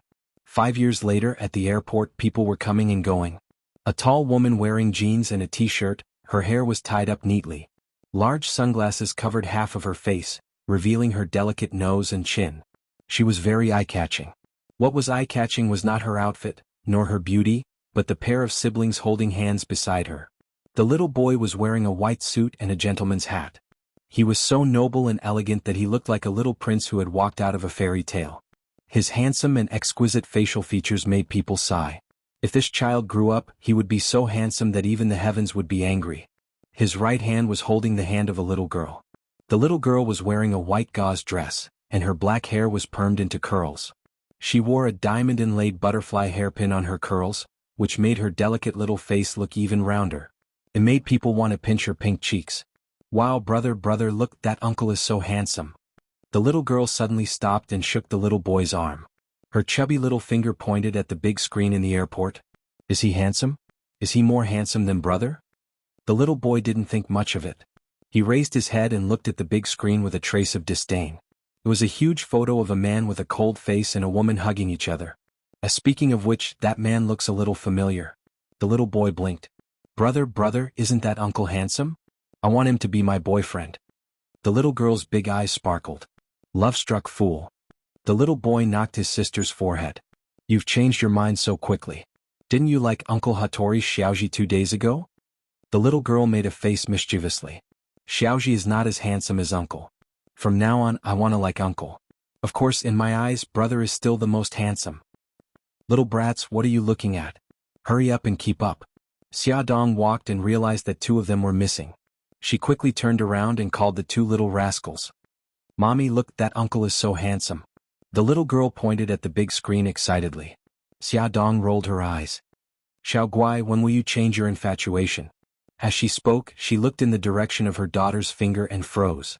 The people on the screen were Bailey Han and Su Yinchen. They were wearing wedding dresses and standing side by side. The man was handsome and the woman was elegant and noble. They were truly a match made in heaven. They looked very happy. Even Bailey Han's cold face had a hint of a smile. Was it really the right decision to come back from Japan this time? Would it disturb him? However, when her gaze fell on her adorable daughter, the hesitation in her heart slowly dissipated. For the sake of her daughter, even if she were to fall into ruin again, she would accept it. Slowly exhaling, Xia Dong took off her sunglasses. She smiled and waved at the two chattering children standing under the huge photo. Xia Xiaobao, Xiao Guai, if you don't come over, mommy will abandon you. On Xia Xiaobao's handsome face, two delicate eyebrows were knitted together. Mom, I beg of you, can you not call my name in public? A loose face. His red and tender lips twitched. Xiaobao sounded like a baby who hadn't been weaned off milk. He was such a handsome guy, why should his reputation be ruined by such a tacky name? Let's go, stop talking nonsense. Xia Dong pushed the luggage trolley with one hand and held Xiao Guai's little hand with the other. Xia Xiaobao walked at the back of the group. From time to time he would look back at the big screen. That man looked really familiar. The melodious ringtone of a cell phone rang. Xia Dong glanced at the caller ID and her lips curved slightly. Brother Shen, we've already landed. Far away in Japan, Mika Kito was talking on the phone while looking at the family photo on his desk. In the photo he and Xia Dong looked like a family. They each held a baby in their arms and were smiling so widely that their eyes could not be seen. Looking at the person in the photo and listening to her voice on the phone, Mika Kito's cold and stiff lips couldn't help but curl up. His eyes were filled with tenderness. Right now, his image was completely different from the legendary ruthless boss of the Yamaguchi group. If his opponents saw this, they would definitely mock him. Xia, after I settle things here, I'll come to China to accompany you and take good care of the babies. I know, don't just focus on work. Take care of your health. Xiao Guai tugged on Xia Dong's jeans. Mommy, I want to talk to Uncle Shen. Okay, Xiao Guai wants to talk to you. Xia Dong smiled and said a few words to Mika Kito before handing the phone to her daughter. Uncle Shen, I miss you so much. Xiao Guai pouted and acted coquettishly. Her brother held her hand and they talked on the phone with Mika Kito until they got into the taxi. Her soft voice and cute expression made the taxi driver take a few more glances at her. Xia Dong brought the two buns back to her aunt's house. Her aunt hugged her and kept wiping her tears. Yi Siki had also heard the news that she had returned to the country. He had been waiting at Xia Yun's house with Nyonyo. When he saw the two buns, he howled and pounced on them. So cute, he pinched one's face and ruffled the other's hair, causing the two buns to hide whenever they saw her. Xiao Guai blinked her big eyes and tugged on Xia Dong's clothes. Mommy, that auntie is so strange. Xia Dong couldn't help but spit out. Yezi, you're scaring my Xiao Guai. Who asked your Xiao Guai to be so cute? Yi Siki poked Xia Dong's arm. Let's talk privately. Xia Dong understood and followed Yi Siki to the balcony. How's Xiao Guai's condition? If he hadn't seen the test results from the hospital, Yi Siki would never have believed that such a cute girl would have aplastic anemia. Xia Dong's brows were tinged with a touch of sadness. She looks normal now, but her condition is worsening day by day. We've tried many treatments, but none of them worked. Now the only way is to transplant her umbilical cord blood. The doctor said that in another year her bone marrow will completely stop producing blood. So I only have 1 year. Yi Siki hesitated for a moment. Half a month ago, Su Yunxian came back from England. Just yesterday they got engaged. Xia Dong smiled bitterly. I know. I saw their photos. I feel like a sinner who specializes in destroying other people's happiness. Yi Siki hugged her gently. You have to be strong. If you're not strong, what will happen to Xiao Guai? Don't think so much. The most important thing now is Xiao Guai. Xia Dong grinned. I know. I'll only allow myself to be sad this once. From this moment onwards, I'll be an unkillable cockroach. Yi Siki cheered her on. That's right. You won't stop until you trick him into bed. Xia Dong patted her shoulder. Don't be so dramatic. I'll just persuade him to borrow my seed. Then I'll do IVF. That's right. This was the purpose of Xia Dong's return to the country. In order to save Xiao Guai, she wanted to borrow Bailey Han's seed again and give birth to a child with the same genes as Xiao Guai. Then she would extract the newborn's umbilical cord blood to save Xiao Guai. Yi Siki clenched his fist and cheered her on. The plan to borrow his seed begins now. Go. Go. Good luck. Xia Dong nodded resolutely. Suddenly she remembered something. Oh yes, don't tell Shen about this. If he finds out that I came back to the country for this reason, he'll definitely explode. Don't worry. Who doesn't know that Mika Kito has been pursuing you for 5 years? He definitely won't want you to have anything to do with that person. Speaking of which, everyone knows that Mika Kito treats you well. Why don't you give him and yourself a chance? You want to be a matchmaker again? Forget it. Don't you know that I don't plan to get married in this lifetime? I'm already satisfied with raising 2 children. At the mention of children, Xiaodong's eyes flashed with a hint of sadness. In the blink of an eye, she was back to that hot mother with a bright smile. Tomorrow is my first day of work at Charm. Help me decide what to wear. Charm was the top magazine in the fashion industry and had the highest sales volume. As the editor-in-chief of Charm, Xiaodong naturally attracted a lot of attention. If she wanted to convince people, she had to show her ability. During the topic selection meeting, Xiaodong made specific suggestions for everyone. Peter, many magazines have already done the topic about leftover men and leftover women. Why don't you change the topic and analyze the problem of emotional fraud from the perspective of a dating website? Jennifer, your topic about unmarried mothers is not bad. But I think that if we change it to focus on unmarried mothers, who are rich and capable but don't want to get married and only want to have children, will it be more attractive? The eyes of the people who were named by Xiaodong lit up. After her modification, the topic was indeed more attractive. It seemed that the new editor-in-chief had some skills. Those who used to be skeptical of her gradually changed their views of her. Assistant Lilith delivered an invitation. Editor-in-chief, this is an invitation from E-Ursi. E-Ursi will be holding a new product launch at the Weishin Hotel tomorrow afternoon at 3:30 p.m. Xiaodong knew that E-Ursi was one of the most important companies under Bailey Group. It was a clothing brand that enjoyed a good reputation both at home and abroad. Every year, it would invite media from all over the world to its new product launch. As the editor-in-chief of a top fashion magazine, she was naturally invited. Xiaodong asked Lilith, "Do you know who from Bailey Group will be attending?" It said that in addition to the president of Bailey, the two young masters of Bailey will also be there this year. Xiaodong tapped her slender fingers on the table. Bailey Xiong, Bailey Han and Bailey Yun would all be there. It would be a lively scene tomorrow. Bailey Han, are you ready to welcome me back? Before attending the launch, Xiaodong changed into one set of clothes after another, but she was still not satisfied. Clothes were thrown all over the bed. Xiao Guai asked in a childish voice, "Mommy, are you going on a blind date today? Why are you dressed up so beautifully?" Xiaodong picked up the clothes and gestured in front of her as she answered casually, "Mommy is going to work. Gigai, do you think Mommy looks good in this?"